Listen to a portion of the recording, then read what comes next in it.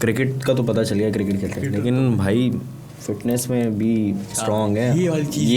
ये जो तुम्हारे हैं ना, ये मसले हैं ना मसल्स नहीं है, मसले कभी तो हल होंगे, कभी तो हो जाएंगे जी भाई। यार फिटनेस और मेरी जो स्टोरी है ना वो ऐसी रही है कि मैं उन लड़कों में से था जो पूरी ज़िंदगी I was very very skinny. मतलब मेरे जैसी मेरी कलाई है ना, इतने ही मेरे बाजू भी थे। बोहेमिया नहीं, मैं मेरी और भी बहुत सारी इंस्पिरेशंस हैं, J Cole, Kendrick Lamar, Drake, Eminem. तो J Cole is my all time favourite for sure. अभी ये स्टार्टिंग मैं समझता हूँ कि स्टार्ट के बाद जो इसकी इंट्रोडक्शन हुआ है, आपने एक शॉप खोली, उसकी ग्रैंड ओपनिंग हुई, ग्रैंड ओपनिंग वाले दिन रश बहुत होता है। उसके बाद रश मैच्योरिटी पर आता है, फिर इस तरह होता है। लेकिन अभी इसकी ग्रैंड ओपनिंग हो गई है, आंखें इस तरफ हैं। आने वाले सालों में ये अगर कुछ लोग समझ रहे हैं कि ये पीक है, just watch for the next few years. Exactly. और अभी अगर ये कहा जाए कि अभी इस बूम सिर्फ आया कराची में, अगर आप स्पेसिफिकली बात करें ना, straight away I am really sorry अगर वो वाली साइड को बुरा लग जाए, लेकिन बात सीधी सी है कि कराची ने बहुत जल्दी सीन को गर्म कर दिया है भाई। कराची का सिर्फ रैप में नहीं, Karachi a lot of people believe this that Karachi चलता है तो पाकिस्तान पलता है। बीफ का जो टर्मिनोलॉजी है ना, वो हिप हॉप का हिस्सा ज़रूर है, लेकिन वो कंपेटिटिवनेस में, पर्सनल में नहीं है। आप मुझसे चैलेंज करो कि let's see who makes a better song, let's see कि किसकी शायरी ज़्यादा गहराई की है, या चलो आपस में डिस भी कर लेंगे, लेकिन इट्स बॉक्सिंग मैच, तो उसमें मज़ा है। लेकिन असल में जो चीज़ बिकती है अफसोस के साथ, वो है मसाला, वो है कि उम्मीद थी, आस थी, होप था, मुझ में लड़ने की ताकत और जोश था, परहेज़ मैं करता था, हार के आगे हर बाजी लगाता मैं जोर था, बेहिस मैं तो रोता ही नहीं, आँख मेरी बंद मैं तो सोता ही नहीं। थ्रू आउट द ईयर्स मैंने ये नोटिस किया है कि जैसे जैसे मेरी एज बढ़ती गई, तो मैंने अपना जो बेस्ट फ्रेंड है ना, वो अपने फादर में देखा, अपने वालिद साहब में या अम्मी के अंदर बेस्ट फ्रेंड।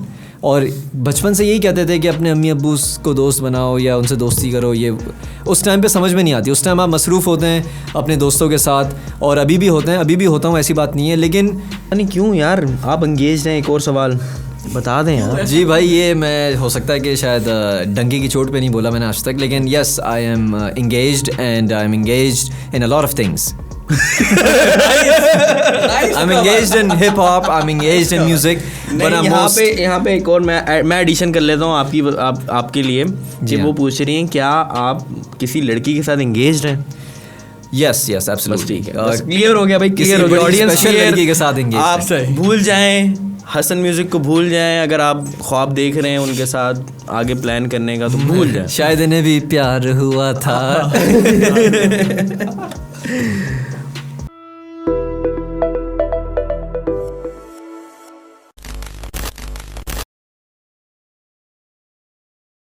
अस्सलाम वालेकुम, मैं हूँ राहिल हफीज़ और मेरे साथ मौजूद हैं एहसन अजीज़, और वेलकम टू इनसाइक्लोपीडिया हब।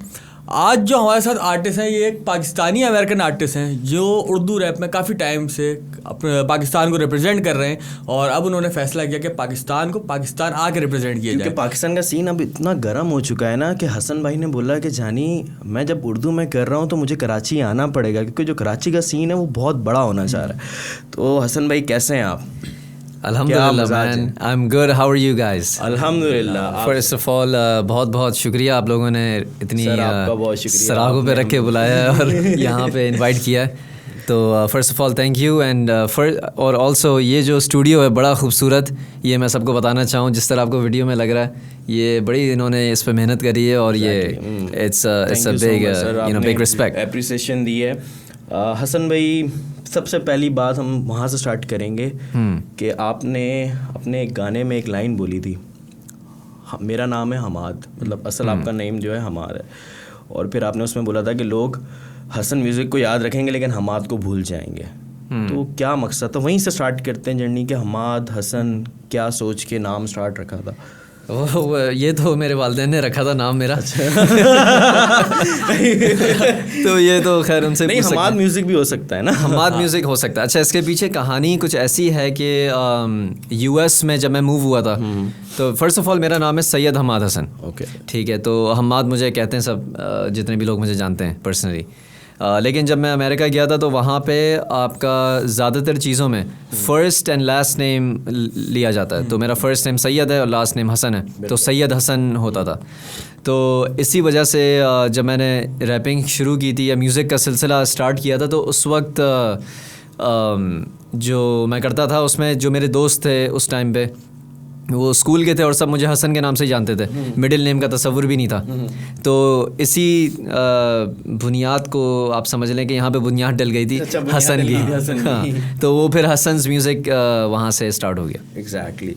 अच्छा, आपने स्लिम शेडी की टाइप वाली वाइब का आपने 7 साल पहले एक गाना किया था, ठीक है, before I leave, English rap. तो मतलब वो आपका कैरियर का पहला गाना था, ये कह सकते हैं हम, पहला रिलीज्ड गाना आप कह सकते हैं, पहला रिलीज गाना in that time, on that not actually, क्योंकि वो उस टाइम पे ना सही बीट की समझ थी, ना सही मतलब रिदम का पता था, ना स्केल का पता था, बस लिखा और बस रैप कर रहे हैं without any knowledge of how to you know, without studying music. तो लेकिन वो अभी तक वीडियो मौजूद है। काफ़ी लोग अपने पुराने गाने हटा देते हैं, मैंने ये एक रखा हुआ है एक आध इस तरह के, ताकि कांस्टेंट मैं अपने आप को रिमाइंड कर सकूं और जो नई ऑडियंस। अच्छा, इसमें हसन भाई ये बड़ी अच्छी बात है, मतलब जो लोग अपने पुराने काम को छुपाते हैं, क्यों छुपाते हैं? मतलब एक सवाल है मेरा, मतलब ऑडियंस से भी है या उन कंटेंट क्रिएटर्स से भी है कि भाई अपना पुराना काम छुपाने का मकसद क्या है? यार आपने किया है, एक टाइम पे किया है, आप रहने दो, सही है। उससे ये होता है कि आप उससे बेहतर करने की कोशिश करते हो, लेकिन आप ये सोच के हटाते हो कि यार लोग बोलेंगे यार ये पहले ऐसा काम करता था। यार हर कोई सीखता है यार, हर कोई इवॉल्व करता है। अगर हमारे इनसाइक्लोमीडिया आपके पहली वीडियोस देखेंगे, फिर आपने शायद देखी होंगी, तो पहले स्टूडियो कैसा था, लेकिन उसका मतलब ये तो नहीं कि हम वो वीडियोस डिलीट कर दें और नए सेट पे आके तो नया सीन चल जाएगा। इस तरह नहीं होना चाहिए। सही बात है। अगर आप अभी बोलें शाहिद अफरीदी से या बाबर आजम से कि यार अपने जो डक्स हैं आउट जो आप जीरो पर हुए हैं वो किसी तरह डिलीट कर दें, लेकिन वो पार्ट ऑफ द जर्नी होता है, यू नो। कोई ऐसा इंसान नहीं है जो ख़ताओं से महफूज है। बिल्कुल, सब लोग गलतियां करते हैं, सब लोग गलतियों से सीखते हैं, कुछ नहीं सीखते, वो एक अलग टॉपिक है। लेकिन ये है कि जो आपका काम होता है वो मैं समझता हूँ, मेरे साथ ये है कि हर चीज़ जो रिसेंटली रिलीज़ हो या उससे पहले रिलीज़ हो या शुरुआत में हो, एक टाइम के बाद थोड़ा सा होता है यार नहीं मैं इसको यूं कर सकता था या यूं कर सकता था, पर अल्टीमेटली जो कंटेंटमेंट है वो आपको तभी मिलती है जब आप उसको एज इट इज़ रहने दें। वो अब आपका नहीं है, वो रिलीज़ हो चुका है। आपको मोटिवेशन भी देती है कहीं ना कहीं, किसी ना किसी लाइफ में कि यार मैं ऐसा काम करता था अब मैं इससे बेहतर करूँगा, क्योंकि आप अपने पुराने काम को जब तक नहीं देखते ना तब तक आपको गलतियों का अंदाज़ा नहीं होता। इवन हमारा ये पॉडकास्ट है, हम रोज़ सीख रहे हैं किसी ना किसी लेवल पे पहुँचने के लिए, तो ये एक अच्छी चीज़ होनी चाहिए। लेकिन इसमें एक चीज़ मैं इसको फॉरवर्ड लेके जाऊंगा कि अगर आप कॉन्स्टेंटली अपना पुराना काम को क्रिटिसाइज़ करके कंपेयर करें अपने नए काम से, तो उसमें फिर इनसिक्योरिटी भी डेवलप हो जाती है, क्योंकि कुछ चीज़ें ऐसी होती हैं जो इन द मोमेंट होती हैं और आपको पता होता है यार यहाँ पे ये मैजिक हुआ था, सही है। अब ये मैजिक को रिक्रिएट करने के लिए आप उसी तरह का काम वापस से करने की कोशिश करते हैं, लेकिन वो चीज़ उस तरह से उभर के नहीं आती, तो इंसान फिर इनसिक्योरिटी में चला जाता है, maybe I am not that good now. So that's why मैं समझता हूँ कि कंपैरिजन होना ही नहीं चाहिए। जो आप उस टाइम पे जो आपने कर दिया, चाहे अच्छा था या बुरा था, जैसा भी था, वो उस टाइम पे था। अब का टाइम कुछ और है, so we have to learn how to live in the present, I believe. लेकिन अच्छा, बहुत सारे लोग क्या करते हैं कि अपने आप को कंपैरिजन कर रहे होते हैं किसी और से। तो मैं ये समझता हूँ कि अपने आप को आप हमेशा अपने आप से कंपैरिजन करो यार कि मैं साल पहले ऐसा था और अब मैं ऐसा हूँ। और बहुत सारे लोग होते हैं वो कहते हैं यार एमिनेम ऐसा कर रहा है या कोई रैपर ऐसा कर रहा है, कोई भी रैपर ऐसा कर रहा है, मैं इससे बेहतर क्यों नहीं कर रहा। तो उसमें आप क्या समझते हैं कि इंसान उसमें अपने आर्ट को खो देता है या उसको बेहतर करता है? आई थिंक वो आता है इनसिक्योरिटी से कि यार फ़लाना मुझसे बेहतर कर रहा है, या मैं इसके जैसा क्यों नहीं कर पा रहा, या मुझे इस तरह का करना चाहिए। I think we have to block out all the noise, outside noise, and just focus on creating the art. और उस पर अगर हम फोकस करें तो वो ज़्यादा बेहतर है। अगर आप कंपैरिजन करेंगे दूसरों से तो जो जॉय है ना उस चीज़ की जो आप करना चाहते हैं, वो तो जॉय ऑलरेडी हट गई, और आपकी जो एनर्जी जो आप दुनिया में डिलीवर करते हैं वही चीज़ रिफ्लेक्ट होके आती है वापस। तो अगर आप इस नीयत के साथ कोई चीज़ करते हैं कि यार मैं इसके तरह का करना चाह रहा हूँ या कंपेयर करके करते हैं, तो वो चीज़ पब्लिक को भी कहीं ना कहीं वो सबकॉन्शियस में आती है। वो That's what I idealise believe. करने के बजाय आप उसको फॉलो ही करने लग जाते हैं। वो आपकी अपनी आर्ट उसमें मर जाती है फिर। सही बात है, ऐसा ही है, ऐसा ही है। अच्छा, म्यूजिक आपने स्टार्ट किया था, लेकिन उससे पहले की भी कोई ना कोई जर्नी तो होगी। बिल्कुल बताएं, बिल्कुल बॉटम ऑफ स्टार्ट। मैं आपको लेके जाना चाहता हूँ 2010। यस, ठीक है ना। 2010 में मैं और मेरी फैमिली हम लोग मूव हो गए थे यहाँ से USA। तो वो वक्त ऐसा था कि उस टाइम पे मैं म्यूज़िक से मेरा कोई लेना देना था नहीं। मैं चाहता था क्रिकेटर बनना, और मैं मेरी मतलब ज़िंदगी जो थी वो क्रिकेट का मैदान था, गली थी, और बस यही होता था। यानी कि सुबह से लेकर रात तक मैं क्रिकेट ही खेलता था, मुझे यही बनना था। लेकिन उस टाइम मैं था 12-13 साल का। तो जब हम मूव हुए तो मुझे याद है कि मैंने अपने पापा से, फादर से ये वादा लिया था कि वहाँ जाके मैं क्रिकेटर बनूंगा, परसू करूँगा। लेकिन ऑब्वियसली मैं मतलब 13 साल का हूँ, मैं क्या वादे पापा से करवाऊँ। वो तो एक अच्छे फ्यूचर के लिए हम सबको लेके जा रहे थे। तो वहाँ पे जब हम गए तो कोई क्रिकेट का नाम और निशान भी नहीं था वहाँ पे उस टाइम पे, ख़ास तौर पे। अब तो काफ़ी क्रिकेट होती है, लेकिन उस टाइम पे नहीं थी। तो तब मैंने समझ लें कि स्कूल में दाखिला लिया, और वहाँ पे इंग्लिश थोड़ी बहुत आती थी, ऐसा नहीं कि नहीं आती थी, नॉर्मल आती थी। लेकिन इंग्लिश का जो एक्सेंट है, जो उसका लहजा है, वो सीखने के लिए मैं रैप सॉन्ग्स सुनता था लिरिक्स के साथ यूट्यूब पे। तो वो सुन के मुझे हुआ कि यार ये जो म्यूज़िक का फॉर्म है, ये बड़े एक दिलचस्पी क्रिएट हो रही है मेरी इसमें बेसिकली स्टोरी टेलिंग बहुत ज़्यादा इन्वॉल्व है। और मेरा जो पैशन था क्रिकेट का, वो तब्दील हो रहा था आहिस्ता आहिस्ता इन म्यूज़िक। तो फिर मैंने सुन के सोचा कि यार चलो मैं अब जैसे लिल वेन के गाने सुने, Eminem के गाने सुने, अब मैं इनके गाने सुन के इन्हीं की आवाज़ निकालने की कोशिश कर रहा हूँ, ताकि जब मैं स्कूल जाऊँ और अपने गोरे काले दोस्तों से बात करूं तो मुझे समझ में आए कि मैं बोलूं क्या या क्या हो रहा है। तो ये सीन था। तो इस तरह मैं म्यूज़िक में इन हुआ। अच्छा, रैप ही क्यों? क्योंकि अगर इंग्लिश की आपने बात करी कि मैं इंग्लिश सीखने के लिए रैप सुनता था, तो बहुत सारे और जॉनराज हैं, बिल्कुल, वो क्यों नहीं? और क्योंकि रैप का जो एक्सेंट है ना, वो काफ़ी मुश्किल है। वो हर किसी को समझ नहीं आ पाता, या वो जिस तरीके से अदायगी कर रहे होते हैं रैप की, और जिस फ्लो में जा रहे होते हैं, वो समझना मुश्किल होता है। तो रैप क्यों? वो इसलिए क्योंकि आई एम प्रीटी श्योर कि मैंने और भी जानराज उस टाइम पे सुने थे, लेकिन रैप का जो एक जानरा था वो मैं उससे रिलेट कर सका। हाँ, फॉर एग्जांपल Eminem का एक सॉन्ग है सिंग फॉर द मोमेंट। तो वो जब मैंने गाना सुना तो मुझे ऐसा फील हुआ कि कहीं ना कहीं I also feel like that, क्योंकि उस टाइम पे मेरा जो हुलिया था ना, वो वैसी था, baggy sweat pants, long T shirts, bandana, और मतलब वो बिल्कुल वो जो म्यूज़िक वीडियो है ना, उस तरह का ही मेरा वो था, किरदार हुआ था उस टाइम पे, जिस तरह मैं चीज़ें कर रहा था। रैप जो है ना राना, वो करेक्टर बेस्ड है। मतलब उसमें करेक्टर होता है, उसमें एक स्टोरी होती है, उसमें एक कहानी होती है।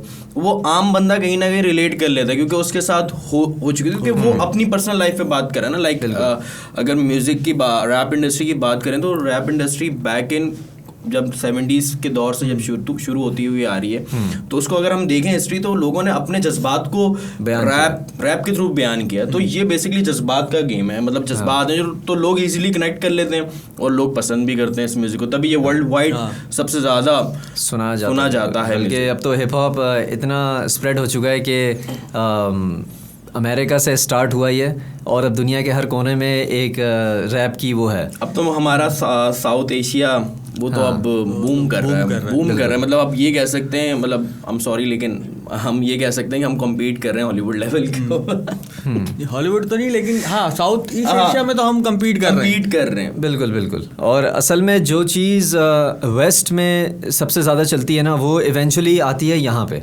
पहले आती है इंडिया में, फिर इंडिया से वो आती है पाकिस्तान में। और पाकिस्तान में भी मेरे जहाँ तक ख्याल है कि यहाँ पे बूम तब से ज़्यादा आया जब से ये गली बॉय रिलीज़ हुई थी। उसके बाद जब हमने देखा ना कि यार इंडिया में ये चीज़ इतनी पॉपुलर हो रही है और इतने सारे रैपर्स बन रहे हैं, इवन इंडिया में भी बूम गली बॉय के बाद ही आया। बिल्कुल। उसमें काफ़ी रणवीर सिंह का बहुत बड़ा हाथ है इसमें, जो उसने स्ट्रीट रैप को इतना वो किया डिवाइन के साथ।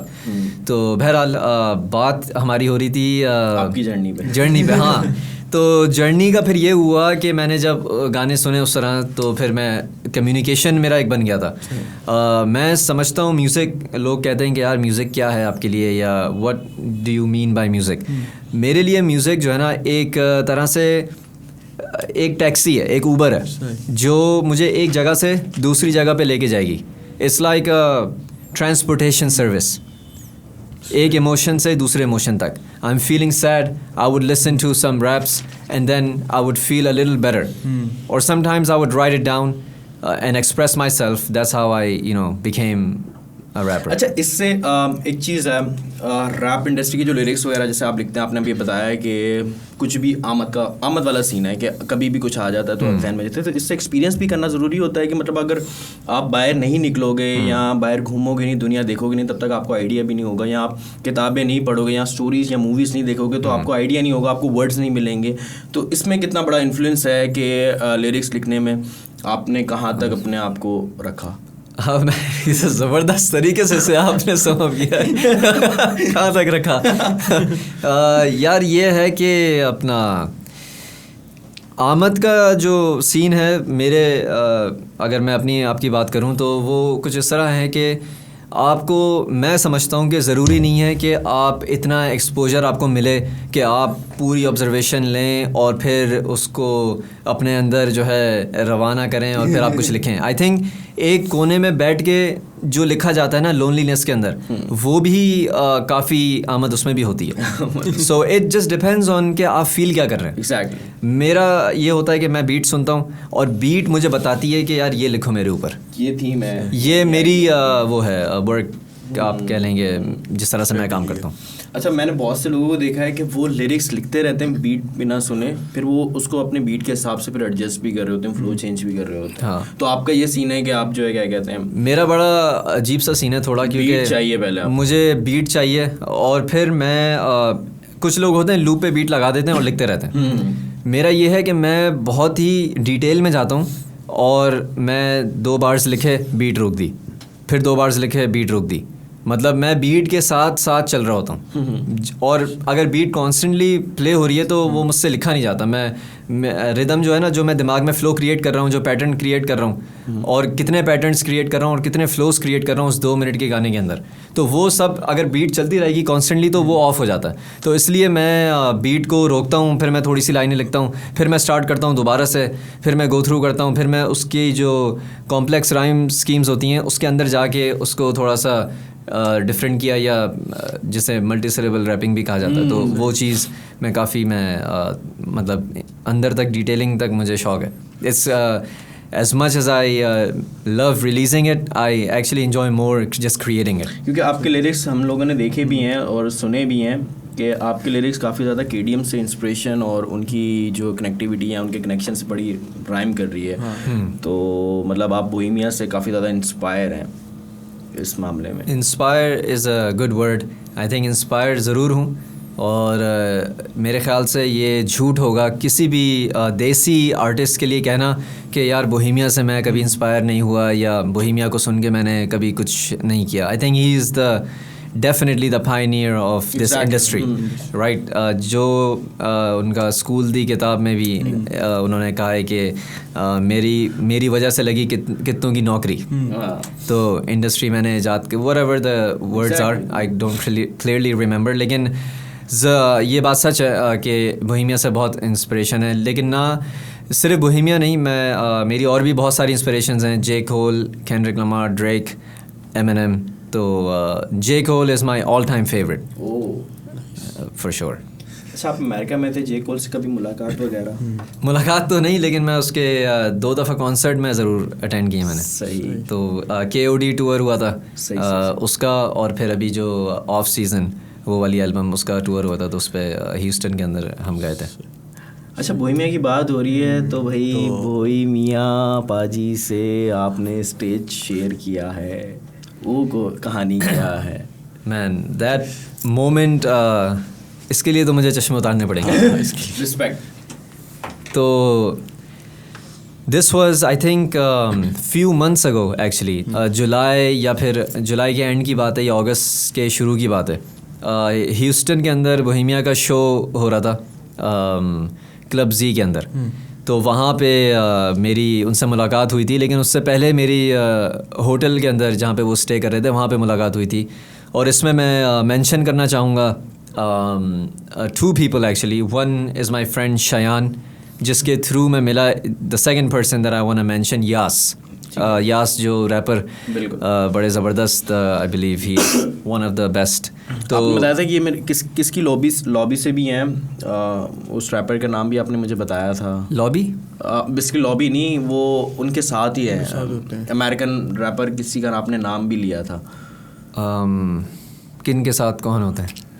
बोहेमिया के साथ? नहीं यास की जो बात कर। यास के साथ कोई मेरा मतलब एक दोस्त है शयान, जो सिंगर है। आई थिंक उसकी बात मैंने करी होगी, क्योंकि मैं उसके थ्रू यास से कनेक्ट हुआ था। सही है। और यास बड़ा ही अच्छा बंदा है, और उसने काफ़ी उसके साथ स्टूडियो सेशन भी लग चुके हैं। And he actually got me to meet Bohemia as well through him.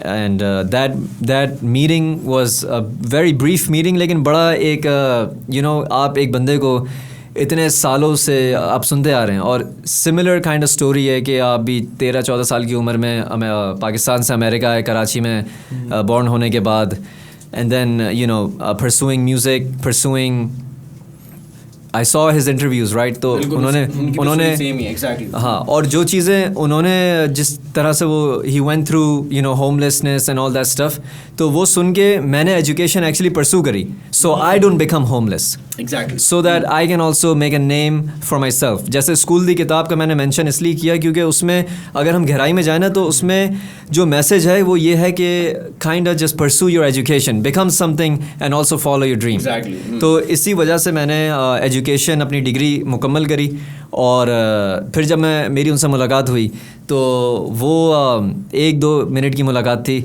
और उसमें whatever came to my heart, I thanked him and I told him how much of an inspiration he's been in my life. तो एक वो हुआ। उसके बाद फिर हम गए शो पे, I mean obviously वो गए परफॉर्म करने। तो मैं जब गया उस वेन्यू के अंदर, तो बिल्कुल फ्रंट पे किसी तरह मुझे बस मैं पहुंच गया बिल्कुल फ्रंट पे। तो वहाँ पे because we had just met, तो उन्होंने वो परफॉर्म कर रहे हैं, पहला गाना आता है, I think he started off with एक तेरा प्यार, तो पहला गाना था वो। तो वो आए और फिर उन्होंने बेसिकली हमने थोड़ा सा जैम भी किया साथ में, उन्होंने माइक मुझे दिया, फिर खुद लिया। ज़माना जाली के वक्त उन्होंने गले में हाथ डाल के जो है वो परफॉर्म किया थोड़ा बहुत। तो वो मोमेंट है कि मैं भूल नहीं सकता। गूज़बम्प हो रहे हैं मुझे। तो it was an honor and it was a amazing thing to go through, and I hope कि इंशाल्लाह फ्यूचर में कभी मुलाकात होगी डेफिनेटली। इंशाल्लाह ज़रूर होगी। I would love to meet him। आजकल तो पाकिस्तान में पाजी हैं। हाँ, पाजी ने उधम मचाई हुई पाकिस्तान में। बिल्कुल। अब मैं जो है चश्मे पहन लेता हूँ, with all due respect। अब हसन म्यूजिक वाली वाइब पे वापस चलो जी, कराची वाली वाइब्स मेरे खून में। अच्छा, एक चीज़ बताएं, आप काफ़ी टाइम तक यूएस में रहे, ठीक है, और आपने रैप जो स्टार्ट किया, जो हमने पहले सुने रैप आपके, वो करी भी आपने इंग्लिश में। तो आपको कब रियलाइज़ हुआ कि यार इंग्लिश नहीं, मुझे उर्दू करना चाहिए? और उर्दू रैप ही क्यों? क्योंकि अब जैसे आपने बताया कि मैं पाजी को कहीं ना कहीं आइडलाइज़ करते हैं आप, तो पंजाबी रैप क्यों नहीं? अच्छा जी, तो अब इसमें थोड़ा सा ये डिटेल आंसर होगा। सो पंजाबी रैप इसलिए नहीं क्योंकि मैं पंजाबी बोलता नहीं हूँ, ना मेरे घर वाले बोलते हैं, क्योंकि मैं हूँ कराची से और हम लोग उर्दू बोलते हैं, तो इसलिए पंजाबी में नहीं। और दूसरा ये कि इंग्लिश में जब मैं करता था तो उस टाइम पे मैं सोचता था कि सिर्फ इंग्लिश में ही करनी है रैप। लेकिन जैसे जैसे मैं बड़ा हुआ, क्योंकि मैंने 13 साल की उम्र से 14-15 से स्टार्ट कर दिया था, so after like a year and a half और समथिंग, मुझे रियलाइज़ हुआ कि hip hop is actually what you represent. तो जो मैं रिप्रेजेंट करना चाहता हूँ वो अपने देसी लोग हैं। इवन के अमेरिका के अंदर भी या कनाडा के अंदर भी जो हमारी कम्युनिटीज़ होती हैं, वो हम लोग माइनॉरिटी में आते हैं, तो हम लोग में यूनिटी ज़्यादा होती है बनिस्बत के यहाँ पे। बेसिक इवन इंडियन भी हो तब भी यूनिटी कहीं तब भी, हाँ, तो वो देसी प्रदेश विच देसी आबाद रहे, तो वहाँ पे यूनिटी, इट डजंट मैटर कि आप हिंदुस्तानी हैं, पाकिस्तानी हैं, या जहाँ से बांग्लादेश से हैं, वहाँ पे सब हम एक ही हैं, ठीक है ना। और तो इसलिए फिर मैंने ये फ़ैसला किया कि मैं उर्दू में रैप करूं। और इसमें काफ़ी मैं समझता हूँ क्रेडिट जाता है, मेरा एक दोस्त है शेरी फ्रॉम धूम Bros, a lot of credit goes to him because I remember there was a time when me and him we were driving in 2015 I believe this was। तो उसने मुझे वहाँ पे ये बात करी थी मुझसे डिटेल में कि यार उर्दू में अगर तुम रैप करके देखो, क्योंकि it's representation of your culture and that's what we want to represent. तो वो बात बड़ी गहराई में उस टाइम पे हुई थी, वो मैं पूरी तफसील तो नहीं बयान कर सकता, लेकिन उसके बाद से फिर मैंने कहा चलो मैं लेट मी ट्राई। तो फिर मैंने पहला गाना लिखा इम्तिहान, जो आज भी मौजूद है यूट्यूब के ऊपर। That was my first song in Urdu. सही। फिर वहाँ से एक सिलसिला स्टार्ट हो गया और फिर उर्दू में अब जो मज़ा आता है कराची वाली वाइब है कि उर्दू की मिठास भी है, एक अलग मिठास है। मतलब आप कह सकते हो कि उर्दू में रैप करने में, क्योंकि वो बंदा इवन हम लोग उर्दू या हिंदी या ये चीज़ें, ये लैंग्वेज हम समझते हैं, पंजाबी इवन समझ आ जाती है कि क्या बंदा क्या बात कर रहा है। तो इन तीनों में अगर लैंग्वेज उठाई जाए ना तो उर्दू कहीं ना कहीं उर्दू में गहराई है, एक डेप्थ है, एक पोइट्री है। जो शायरी आप उर्दू में करें ना वो उर्दू में हुई है, असल शायरी हुई उर्दू में। आप जितने भी बड़े बड़े शायर उठा के देख लें तो वो सारे उर्दू पोएट ही थे। जैसे कि एक बड़ा मशहूर शेर है कि कब तक छुपोगे पेड़ों की आड़ में, कभी तो मिलोगे लुंडा बाजार में। ये बड़ा मशहूर शेर है। इसमें भी गहराई है भाई, इसमें भी गहराई है। नाइस यार।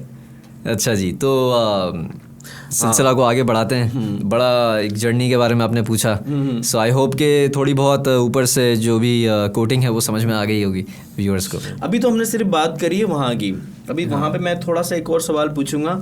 आप जब कराची मूव ऑन हुए, वापस जब कराची आए, आपने यही सोच के पहले मुझे आप क्लियर करिएगा कि आप म्यूज़िक की वजह से ही आए हैं कराची? बिल्कुल, म्यूज़िक की वजह से ही मैं कराची में आया हूँ, वरना तो मैं वहाँ पे सही बात, माई लाइफ इज़ फाइन अल्हम्दुलिल्लाह। अब आपने ये चीज़ देखी कि कराची का सीन काफ़ी ज़्यादा बड़ा हो गया।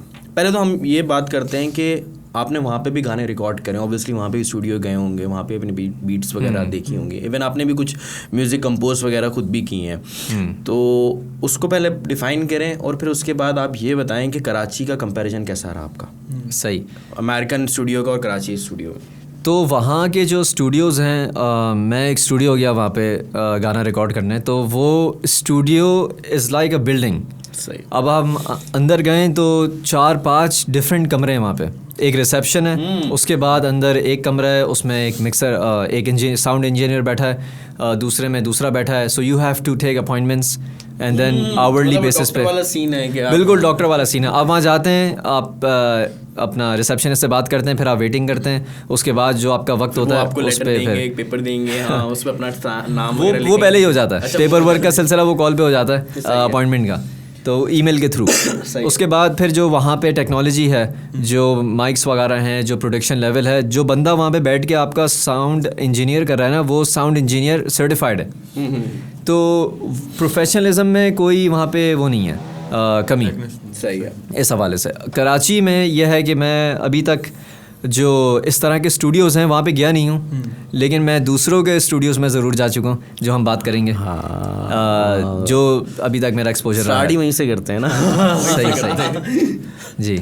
हाँ, तो आप बताएं ना कि किन के स्टूडियो में गए, कैसे तरतीब से बताऊं या किस तरह जाना हुआ था, कैसे हुआ, मतलब कनेक्शन कैसे हुआ? मैं ऑडियंस को थोड़ा ना सस्पेंस में डालना चाह रहा हूँ, हम सस्पेंस में डालना चाह रहे हैं। हसन म्यूजिक की किन से मुलाकात हुई, प्लीज़?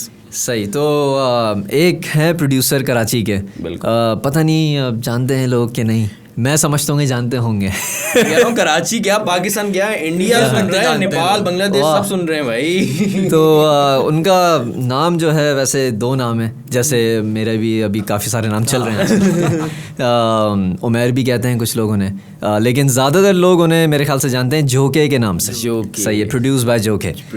सो आई वाज, मैं समझता हूँ कि मेरी खुशकिस्मती रही है कि मैं उनके साथ स्टूडियो में मेरी मुलाकात हुई। First of all amazing guy, amazing beautiful personality, बहुत डाउन टू अर्थ। और जो मेरा एक्सपीरियंस रहा उनसे मिलके, मैंने तो उन्हें अप्रिशिएट किया फॉर खाना बदोश, जो एल्बम उनकी बड़ी ज़बरदस्त रही है कल्चर के लिए। So that was first, and then we had a long session. मैंने भी कुछ सॉन्ग्स प्ले किए और उन्होंने भी कुछ अनरिलीज्ड सॉन्ग्स सुनाए। तो बड़ा ज़बरदस्त बंदा यार। और मैं समझता हूँ कि म्यूज़िक के अंदर इस वक्त जो काम वो कर रहे हैं ना, जिस तरह से उन्होंने काम किया भी है और जो कर रहे हैं और करने वाले हैं, वो लेवल जो है बहुत ज़बरदस्त लेवल पे कर रहे हैं। इवन जो कि अभी से नहीं है, आपने 2010 की बात करी है, वो 2010 से काम कर रहे हैं, जो कि भाई काफ़ी एक आपको अगर आइडिया है कि वो गिटारिस्ट हैं, प्रोफेशनल गिटारिस्ट, मेटल प्लेयर हैं, मेटल प्लेयर हैं। और रैप में किस तरह आ गया ये तो मुझे नहीं पता सही से, लेकिन उनकी म्यूजिकल नॉलेज माशाल्लाह से बहुत अच्छी। और उसके बाद जो उन्होंने स्ट्रगल की है वो वाकई आज अगर आप ये कहेंगे जो कि भाई की वजह से इवन यंगस्टर्स इन लोगों ने जो हसल करी है वो आज लोगों के घर तक पहुंचा। जो पाकिस्तान में हिप हॉप के अंदर रेवोल्यूशन और जो चेंजेस आए हैं ना, वो इनकी वजह से इनको क्रेडिट मिलता है। बिल्कुल। और जैसे बोहेमिया पायनियर है और देसी हिप हॉप, तो ये पायनियर है Pakistan hip hop, Urdu rap के लिए इवन। बेशक, बिल्कुल। जो इन्होंने इस कारवां को जितना आगे बढ़ाया है, कमर्शलाइज किया इस चीज़ को, ये इस चीज़ का इनको क्रेडिट जाता है डेफिनेटली। अब लोग पैसा कमाने लगे हैं, अब होप दिख गई है। जैसे अब आप आए हैं, राइट, भी कोई ना कोई चीज़ सोच के ही आए हैं ना कि यार जानिए अब तो म्यूजिक बहुत गर्म हो रहा है। कराची में क्या चल रहा है, आपको कुछ आइडिया है? कराची में क्या नहीं चल रहा भाई, और कहाँ नहीं चल रहा, बल्कि कराची चल तो यही सीन चल रहा है कराची में इस वक्त। हिप हॉप मैं समझता हूँ कि अभी तक हिप हॉप यहाँ पाकिस्तान में, कराची में भी, या पूरे पाकिस्तान की अगर हम बात करें तो अपनी पीक पे इस वक्त नहीं आया, जो मैं समझता हूँ। ये अभी बूम हुआ है, बूम हो रहा है। जिस तरह आप कोई शॉप स्टार्ट करते हैं कि ब्रांड्स आने लग गए हैं, हाँ ठीक है, लेकिन अभी इसमें बहुत सीलिंग अभी काफ़ी ऊपर है जो हमें रीच करनी है। अगर हम ये सोच के बैठ जाए ना कि ये बूम आ गया है, तो वो फिर मुकाम पे अभी हम पहुँचे नहीं हैं। अभी ये स्टार्टिंग, मैं समझता हूँ कि स्टार्ट के बाद जो इसकी इंट्रोडक्शन हुआ है, आपने एक शॉप खोली, उसकी ग्रैंड ओपनिंग हुई, ग्रैंड ओपनिंग वाले दिन रश बहुत होता है, उसके बाद रश मेच्योरिटी पर आता है, फिर इस तरह होता है। लेकिन अभी इसकी ग्रैंड ओपनिंग हो गई है, आंखें इस तरफ हैं। आने वाले सालों में ये, अगर कुछ लोग समझ रहे हैं कि ये पीक है, just watch for the next few years. Exactly. और अभी अगर ये कहा जाए कि अभी इस बूम सिर्फ आया कराची में, हाँ। अगर आप स्पेसिफिकली बात करें ना, straight away, I am really sorry अगर वो वाली साइड को बुरा लग जाए, लेकिन बात सीधी सी है कि कराची ने बहुत जल्दी सीन को गर्म कर दिया है भाई। कराची का सिर्फ रैप में नहीं, Karachi a lot of people believe this that Karachi चलता है तो पाकिस्तान पलता है। तो कराची जो है ना, कराची एक ऐसी जगह है जिसने काफ़ी लोगों को रोज़गार दिया, ठीक है। मैं भी वहाँ से आया हूँ यहाँ पे, सही है। बहुत सारे लोग हैं जो डिफरेंट एरिया से कराची आते हैं अपना फ्यूचर परस्यू करने के लिए यहाँ पे। लेकिन अफसोस के साथ ये ज़रूर कहूँगा कि कराची को देखने वाला कोई है नहीं, ठीक है ना, जो बात है। बहरहाल इसमें एक और मैं एडिशन ये करना चाहूँगा कि हिप हॉप जो है, जो ख़ास तौर पे रैप है, उसमें अगर हम इस चक्कर में पड़ जाएं कि यार कराची या लाहौर या इस्लामाबाद, तो हिप हॉप का जो मेन मकसद है ना, वो डिज़ोल्व हो जाएगा। क्योंकि hip hop is suppose to unite not divide, it has to bring people together. क्योंकि जो हिप हॉप की बुनियाद थी ना, वो इसी पे थी, टू गेट राइट्स, ठीक है। ये चीज़ वहाँ पे आ गई। ये अगर बात की जाए, ब्लैक पीपल्स ने रैप स्टार्ट किया था, लेकिन उन्होंने भी बीच में रास्ते अलग किए हैं, हाँ, ठीक है। वो जो गैंगस्टर लाइफ जो थी ना, वो चीज़ें थी, वो वहीं से अडॉप्ट होकर अब आ रही है ना। आपने यूनिटी की तो बात करी, ऑब्वियसली यूनिटी है, लेकिन यूनिटी नहीं हो सकती। कहीं ना कहीं कॉन्फ्लिक्ट रहता है, कुछ ना कुछ होता है, तो वो फिर कहाँ पे निकलेगा?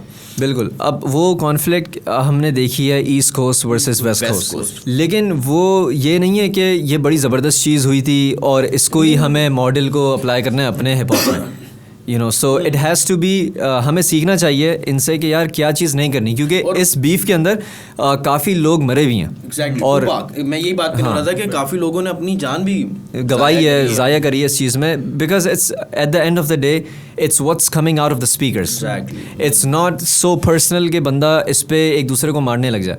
इट्स जस्ट म्यूज़िक और ये आपकी फीलिंग्स हैं। अगर क्या होता है कि जो टीनेज लड़के होते हैं ना, और वो रैप जब शुरू करते हैं तो वो बड़ी पर्सनली इस चीज़ को लेते हैं, क्योंकि ऑब्वियसली उस वक्त हार्मोन्स बड़े ऊपर गए हुए होते हैं। तो अगर किसी ने कह दिया कि तेरे को देख लूँगा, मार दूंगा मैं, सही है, अब वो चीज़ वो बड़ी पर्सनल ले जाएगा कि बेटा मैं अब जो है बताता हूँ तेरे को, मैं बंदे बुलवा रहा हूँ, गन वन लेकर हम आ रहे हैं, ठीक है। क्यों? और वो उनसे आप ये एक्सपेक्ट कर सकते हैं टीनेजर से, क्योंकि टीनेजर्स में वो फिल्टर नहीं होता। अगर उनके वो वहाँ पे पहुँच गई सोच, तो फिर वो कुछ कर भी सकते हैं। इसलिए टूपा का एक गाना भी है, शॉरी वन तक सम इस तरह का कुछ नाम है, मैं भूल गया। बहरहाल तो उसमें भी वो इसी तरह बात करता है, कर रहे हैं कि भाई टीनेजर्स हैं, वो कहीं भी फट सकते हैं भाई। अच्छा, आपने बात करी कि अभी कराची या पाकिस्तान के जो रैप है वो बूम पे नहीं गया। आप बात करें जैसे टीनेजर्स की, मुझे जो पर्सनली लगता है, आप अपने इसमें पॉइंट ऑफ व्यू दीजिएगा कि शायद रैप अभी हमारा इसलिए बूम पे नहीं गया क्योंकि जो हमारी ऑडियंस है वो अभी टीनेज ऑडियंस है, क्योंकि जो 25 प्लस या 30+ लोग हैं वो रैप को बोलते हैं यार ये पता नहीं क्या लगा दिया है, लेकिन जो यंगस्टर्स हैं वो उसको ज़्यादा फॉलो कर रहे हैं। शायद ये एक वजह है यार। ये म्यूज़िक रैप का जो है it's mainly for the youth. जो यूथ है हमारा वो सुनता है इस तरह के गाने। अगर मैं एक्सपेक्ट करूं कि हमारे जो अंकल्स हैं फैमिली में वो ये सुनेंगे तो मेरे ख्याल से मैं गलत होऊंगा, क्योंकि वो ज़्यादातर दूसरे तरह के म्यूज़िक को प्रेफर करते हैं। बहरहाल ये ज़रूर है कि मैंने ये ज़रूर कहा कि बूम अभी आया नहीं है, लेकिन वो पॉजिटिव एस्पेक्ट में कह सकते हैं ना। वो इमरान खान कहते थे ना 2013 में इलेक्शन में कि अभी मेरे वोटर्स जवान नहीं हुए, तो अभी हमारे लिसनर्स जो है जवान नहीं हुए। और इसकी नहीं, हमारे हिप हॉप वाले अभी जवान नहीं हुए, अभी सही से जवान। लेकिन अब काफ़ी जवानी भी आ रही है, ऐसी बात नहीं है, दिख रही है। और इमरान खान की अभी बात करी तो मेरे दिमाग में एक आया था सवाल, एक एडिशन आया था मेरे, लेकिन जहन से निकल गया। खैर दोबारा आ जाएगा तो घूम के आ जाएंगे वापस। यू टर्न लेना इतना मुश्किल रहा नहीं है। हाँ। अच्छा, आपने जस्ट PTI तो मैं नहीं कह सकता, लेकिन इमरान खान मेरा फेवरेट है definitely, as a cricketer and as a person as well. I think जो ऑनेस्टी है जो उनकी, तो बिल्कुल। लेकिन पॉलिटिकली आई डोंट नो कि क्या चीज़ें ऐसी होती हैं जो कौन सही है कौन गलत है। लेकिन वही बात है ना कि अभी देखें अभी मुल्क के हालात क्या चल रहे हैं। ऑनेस्टली स्पीकिंग अगर बात की जाए तो अभी हमारा मुल्क जो है काफ़ी ज़्यादा प्रॉब्लमेटिक सिचुएशन में चल रहा है। यस, अमेरिका से यहाँ आना वो भी म्यूज़िक के लिए, जबकि वहाँ पे म्यूज़िक में ऑलरेडी आपको बूम मिलता। क्या वजह थी? मतलब एक चले आप म्यूज़िक के लिए आए, लेकिन क्यों वहाँ पे भी तो म्यूज़िक हो रहा है, वहाँ तो बहुत बड़े लेवल पे म्यूज़िक हो रहा है। बिल्कुल, और बल्कि काफ़ी लोग यहाँ से वहाँ जाते हैं म्यूज़िक को परस्यू करने। एग्जैक्टली। हाँ, तो ये आप समझ लें कि ऑप्टिमिज़म है, ठीक है, कि पाकिस्तान आके यहाँ पे परस्यू करना। अभी मेरे पास वहाँ पे I have a degree, I can get a job और बिज़नेस, कुछ भी मैं करना चाहूँ मैं वहाँ पे कर सकता हूँ। बल्कि मेरा है एक बिज़नेस जो चल भी रहा है अल्हम्दुलिल्लाह। तो मेरा लेकिन यहाँ मेन मकसद आने का म्यूज़िक का इसलिए है क्योंकि मैं मानता हूँ कि इंसान को फ़ैसले जब वो लेता है तो वो डट के फ़ैसले ले, और अगर उसमें नाकामी मिलती है तो वो एक एक्सपीरियंस होगा। एक हैं संदीप माहेश्वरी, इंडिया के मोटिवेशनल स्पीकर, तो उन्होंने कहा है कि success comes from experience and experience comes from bad experiences. ठीक है, लेकिन यहाँ पे अगर मैं इस चीज़ को परस्यू नहीं करूँ तो फिर मैं कहाँ पे करूँ? एग्जैक्टली। और मैं अगर अपने लोगों को रिप्रेजेंट नहीं करूँ, उनके सामने परफॉर्म नहीं करूँ, तो फिर मैं कहाँ करूँ?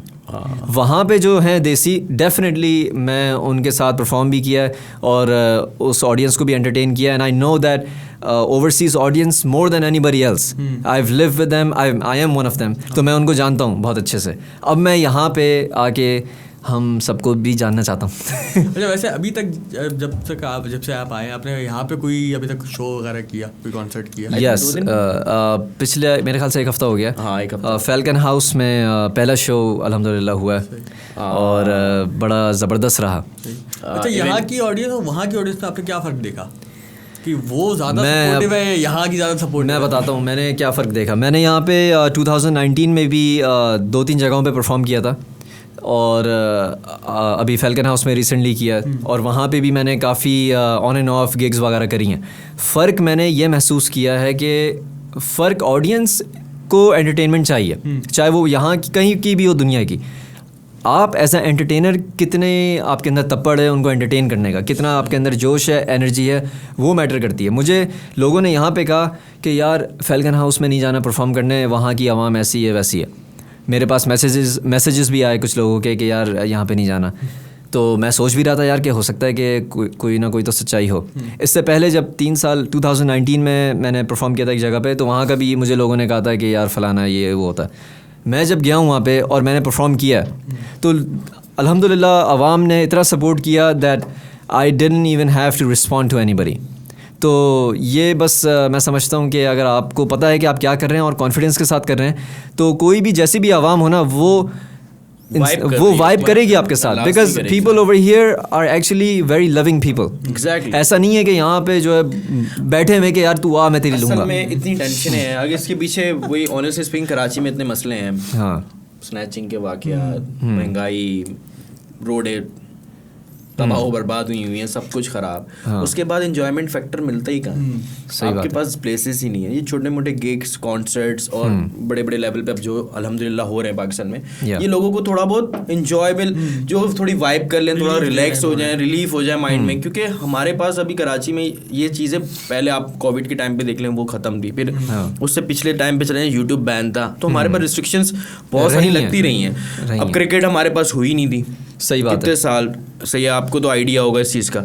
तो ये थोड़ी बहुत चीज़ें मिलती है, लोग इंजॉय क्यों ना करें यार, करते हैं लोगों को चाहिए ऐसी जगह। बिल्कुल, बल्कि जो लोग ये कहते हैं ना कि यार पब्लिक ऐसी है या ये नहीं करेगी, एक्चुअली वो अपने जो उनके फियर्स हैं वो आप पे डाल रहे हैं। एग्जैक्टली, क्योंकि उन्हें पता है कि यार मैं अगर स्टेज पे गया तो मेरा मजाक उड़ सकता है। So yes, they are saying it for मेरी केयर करने के लिए, या ताकि मैं उस चीज़ से ना गुजरूं, लेकिन वो ये भूल रहे हैं कि I am not them, and when I have the mic in my hand and I am on the stage, there is absolutely no way, music वाली वाइब है भाई वो कोई फिर उसमें दो राय नहीं है कि मैं वहाँ से परफॉर्म करके ही हटूंगा। एग्जैक्टली। हाँ, अब वो एक अलग बात है कि कोई ऐसी बदतमीजी हो जाए, लेकिन अल्लाह का शुक्र है ऐसा कुछ हुआ नहीं है। वो होता भी नहीं, नॉर्मली बहुत रेयर केसेस होते हैं। बिल्कुल। वो एक अंजुम वाला एक वाकया हुआ था, बस वो भी आपने 6 साल पहले किया था गेम टाइम, जो बोहेमिया का ओरिजिनल था, वैसा कुछ आप ओरिजिनल कब करेंगे?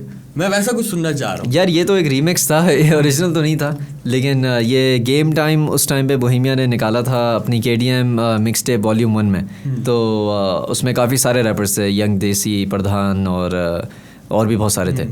तो मैंने सोचा कि यार मैं भी अपनी एक वर्स करके अपलोड करूँ। उस टाइम पे आई थिंक सबमिशन भी चल रही थी शायद, लेकिन मैंने कभी सबमिट नहीं किया। I just went ahead and uploaded it. So yeah that was 6 years ago। अच्छा भाई, एक बड़ा ज़बरदस्त सवाल जो मैं सोच रहा था कि कब करूँ, मौका मिल गया मुझे फाइनली। आपके गाने बहुत मोस्टली सोशल इश्यूज़ और आप ये कह सकते हैं कि स्टोरी टेलिंग ज़्यादातर होती है। डीप पोइट्री के हवाले में, मतलब डीप पोइट्री के क्या ख्याल है आपके उसके बारे में? बहुत गहरे ख्यालात हैं उसके बारे में। यूँ समझेंगे, उम्मीद थी आस थी होप था, मुझ में लड़ने की ताकत और जोश था। क्या बात। परहेज मैं करता था हार के आगे, हर बाजी लगाता मैं जोर था। अबे यार, अता को मिस कर रहा हूँ मैं। ठीक है ना? नाइस यार। काफ़ी गहरे ख्यालात हैं, बल्कि रैप तो है ही शायरी। सही है, या इसको यूँ भी कह सकते हैं कि आसमान से गिरा जैसे कोई तारा मैं, आसमान से गिरा जैसे कोई तारा मैं, शिद्दत मेरे प्यार की करूना इस्तिखारा में, नूर मेरी नीयत में मजबूर तेरा अक्स, हूर तेरी सीरत और खूबसूरत है तू शख्स। खत्म भाई, खत्म। तो रैप तो है ही शायरी। वही हम कोशिश करते हैं उसे बयान करने में। कोशिश नहीं कर रहे, आप बहुत गहराई में जा रहे हैं। बड़ी ज़बरदस्त गहराई में। क्या इसके पीछे क्या वजूहात हैं? मतलब कोई ना कोई इंस्पिरेशन तो होगी, KDM को छोड़ के। हाँ सही है, वो ऑब्वियसली हमने सुनी है, लेकिन ये अब जाहिर सी बात है, अब तो आप थोड़ा बहुत प्रोफेशनल लेवल पे आ चुके हैं, तो किन ख्यालात में होते हैं, क्या सोचते हैं कि यार वो कोई इंसिडेंट्स तो बहुत सारे होते हैं जब आप लिखने बैठते हैं और आप सोचते हैं, तो फिर काफ़ी सारी चीज़ें, काफ़ी सारे किस्से आपके दिमाग में खुद ही आ जाते हैं कि यार ये भी एक दफ़ा मेरे साथ हुआ था, या कुछ सालों पहले मैं इस स्टेज पे था। तो it's all about expressing yourself and in that moment whatever comes out, it comes out organically। अच्छा, इसके पीछे एक और रीज़न है। अगर मैं एक और चीज़ ऐड कर दूँगा, इवन तला अंजुम तला यूनिस, अगर आप इनके थोड़े पुराने गाने सुनेंगे ना, बैक इन 2012-13 में, तो प्योर उर्दू नहीं थी, मतलब डीप, वही जो आप डीप शायराना गुफ्तगू की जो हम बात कर रहे हैं वो नहीं थी। लेकिन ऑब्वियसली उन्होंने किताबें पढ़ी हैं, जॉन एलिया, ऑब्वियसली उन्होंने पूरी किताबें ख़त्म कर ली हैं, गोल के पी लिया है उन्होंने। तो अब जो उनकी लिरिक्स आते हैं ना, वो बाज़-औक़ात आम बंदे के सर से ऊपर बाउंसर जा रहे होते हैं। तो इसके लिए एक डीप थेरेपी, आई थिंक मेरे ख्याल से, कि आपको ये थेरेपी लेनी पड़ती है कि आपको किताबें लाजमी पढ़नी, क्योंकि अब कंपटीशन ऐसा आ गया है कि अब ऐसे ऐसे रैपर्स कराची में बैठे हुए हैं कि वो इस लेवल पे काम कर रहे हैं। बिल्कुल, तो और करना भी चाहिए, डीप पोइट्री और डीप जो हम इस पे जाते हैं। हाँ, और इसमें एक और ये भी चीज़ है कि जो म्यूज़िक बहुत आसानी से समझ में आए आवाम, वो जे कोल का एक इंटरव्यू है, उसमें वो कहता है कि I try to make music that's easily understandable to the people, सही, विच मीन्स के जो एक रेगुलर लिसनर है, हम ऑब्वियसली जब आपस में बात करते हैं तो हमारी जो गुफ्तगू होती है वो एक नॉर्मल होती है, हम बड़े बड़े लुगत के वर्ड्स इस्तेमाल नहीं करते। तो जे कोल के इंटरव्यू से मतलब जो आ रहा था सामने वो ये था कि वो उस तरह के वर्ड्स वगैरह इस्तेमाल करता है जिससे म्यूज़िक आसानी से समझ में आए ऑडियंस के।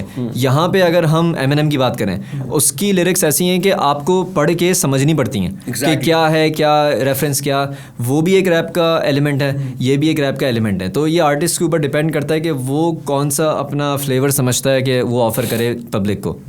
तो सबकी अपनी अपनी है, एज लॉन्ग एज के वो दिल से आ रहा हो आपके, मेन चीज़। रिव्यू आपका हुआ TV1 पे, वो वाला ज़रा वाक़या बताया ना, किस तरह आपको अप्रोच किया गया और मतलब क्या टाइम था उस वक्त, आपको रैप करे हुए कितना टाइम हुआ था, और जब बुलाया, जाहिर सी बात है अब किसी को भी आप टीवी पे इंटरव्यू के लिए बुलाते तो it's a big thing for him कि यार टीवी पे इंटरव्यू आ रहा है, तो वो क्या आपका था रिएक्शन और क्या स्टोरी थी वो? डेफिनेटली वो 2018 का वक्त है ये जिसमें इंटरव्यू हुआ था, और उसमें TV1 एक है चैनल हमारा ह्यूस्टन में देसियों का, तो वहाँ पे इंटरव्यू लिया था और क्या कहते हैं रैप के ऊपर लिया था, और पूछकश कहेंगे या पूछगछ हुई थी कि भाई क्या है इंस्पिरेशंस वगैरह और किस तरह स्टार्ट किया। तो एक अच्छा एक्सपीरियंस था और एक ऑनर की बात थी कि यार पहली दफ़ा इंटरव्यू हो रहा है, तो वही था, अपना चिल रहे और अपनी जो बात थी वो करी दिल की। अच्छा, अभी आप स्टूडेंट बिरयानी की व्लॉग बना के आए, कैसी लगी आपको स्टूडेंट बिरयानी?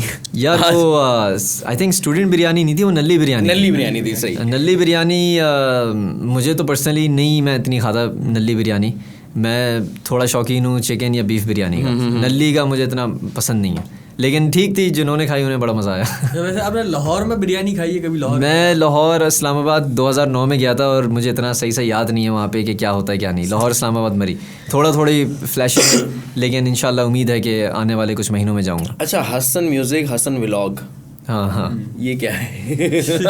यार ये एक ऐसा आप समझ लें कि क्लैश ऑफ पर्सनैलिटीज़ है कि म्यूज़िक के अंदर एक मिस्टीक है जो मैंने आज तक रिवील शायद नहीं करी होगी कि मैं किस तरह बनाता हूँ, या वो प्रोसेस मैंने दिखाया नहीं, वो बड़ा पर्सनल प्रोसेस है। हो सकता है कभी फ्यूचर में दिल हुआ तो दिखा भी दूँ, लेकिन व्लॉगिंग जो है वो भी एक तरह से एक्सप्रेशन है आपके दिन का या आपके एक्सपीरियंस का, तो वो एडिट करने में मुझे बड़ा मज़ा आता है, वो मेरी हॉबी है एक तरह से। एग्जैक्टली, मतलब आप पता चलता है कि आपने दिन में क्या किया, फिर आप उसको ये भी देखते हो यार यहाँ पे मैंने थोड़ी गलती करी है, हाँ, फिर यहाँ पे मैंने म्यूजिक डालना है या यहाँ पे हटाना है, यहाँ फेड इन, तो वो सारी जो टेक्निकलिटीज हैं उसमें मुझे मज़ा आता है। की स्टोरी चल रही है एक, हाँ स्टोरी चल रही है बिल्कुल, तो उसका एक इंट्रोडक्शन है, एक उसका मिडिल पॉइंट है, फिर आउटरो है। Basically vlogging is your hobby? Vlogging is sort of my hobby, लेकिन वो मैं बड़ी मतलब दिलो जान से नहीं करता वो। I do it only when I feel like doing it, otherwise I don't do it. सही है। So that's where I'm at with that. अच्छा हसन, ये बताएं कि what do you think about love और फ्रेंडशिप, कि प्यार और दोस्ती क्या है, क्या फ़र्क है, और कभी धोखा मिला? ये भी बताओ कि लड़के से लड़की से। हाँ, आप तो US में रहते हो, मसला ये भी पूछा, लड़के नहीं, अल्लाह का शुक्र है सारी चीज़ें ठीक ठाक मिला या कई सारी से मिला? मिला तो काफ़ियों से, लेकिन किया चंद से। तो दिल लगी तो आपको पता है कि जिसकी ना लगी उसकी दिल लगी, और कराची वालों में तो है ही ना, ये तो खुलूस जिसे कहा जाता है या कुर्बत। सही बात है, और कुर्बत में और कभी जवाल आना नहीं चाहिए। सही बात है, ठीक है, ये भी बड़ी एक डोंट इमेजिन इट। तो आपके जो अच्छा जो ज़्यादातर जो आपका जो रैप रहा है, ये वाला साइड जो रही है आपकी लव वाली साइड पे जो रैप्स रहे, हाँ, उस पे किसी ने इंस्पायर किया था लड़की ने? इंस्पायर यार, दिल टूटे थे, क्या ख्यालात थे। दिल टूटना ज़रूरी है, अगर आपको टूटना ज़रूरी है ताकि आप फील कर सकें कि वो उस मोमेंट में क्या होता है। बल्कि अभी जो रिसेंटली रीमिक्स निकाला है मेरा दिल ये पुकारे वाला, तो उसमें वो सारा यही है, वन साइडेड लव के बारे में, और क्या होता है कि आप किसी को इतनी इंतहा से चाहते हैं लेकिन वो आपका नहीं होता, तो वो पूरा उसके ऊपर है कॉम्पोजिशन। मुझे लगा, सॉरी यार, हाँ, go ahead. मुझे लगा, मैंने कहा शायद कॉमेडी होगी कोई इसमें ना, मेरा दिल ये पुकारे आजा। हमने भी मैंने कहा यार शायद ये ना ट्रेंडिंग चल रहा है और हसन भाई अभी खेलेंगे उस लड़की के साथ खेलेंगे, लेकिन वो फिर कुछ और ही निकला है। खैर कंटिन्यू। हाँ, वो लोग शायद यही एक्सपेक्ट कर रहे थे, लेकिन मैंने कहा यार इसको घुमा के कुछ और कर।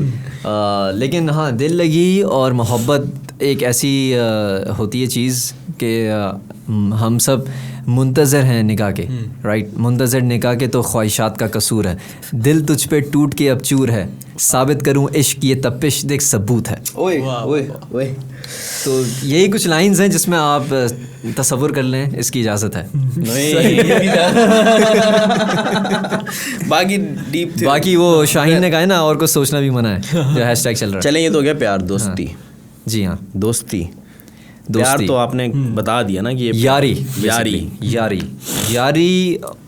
एक ऐसा वर्ड है जो दिल की गहराइयों को भी चीर देता है।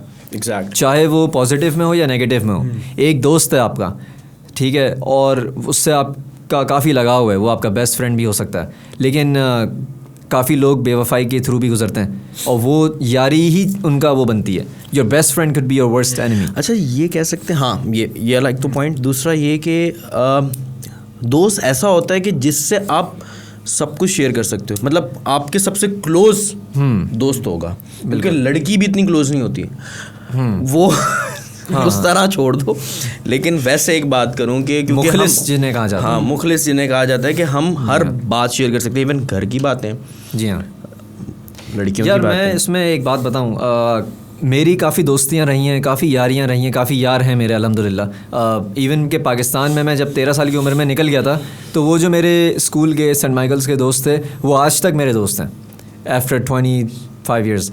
तो हाँ, लेकिन थ्रू आउट द ईयर्स मैंने ये नोटिस किया है कि जैसे जैसे मेरी एज बढ़ती गई, तो मैंने अपना जो बेस्ट फ्रेंड है ना, वो अपने फादर में देखा, अपने वालिद साहब में या अम्मी के अंदर बेस्ट फ्रेंड।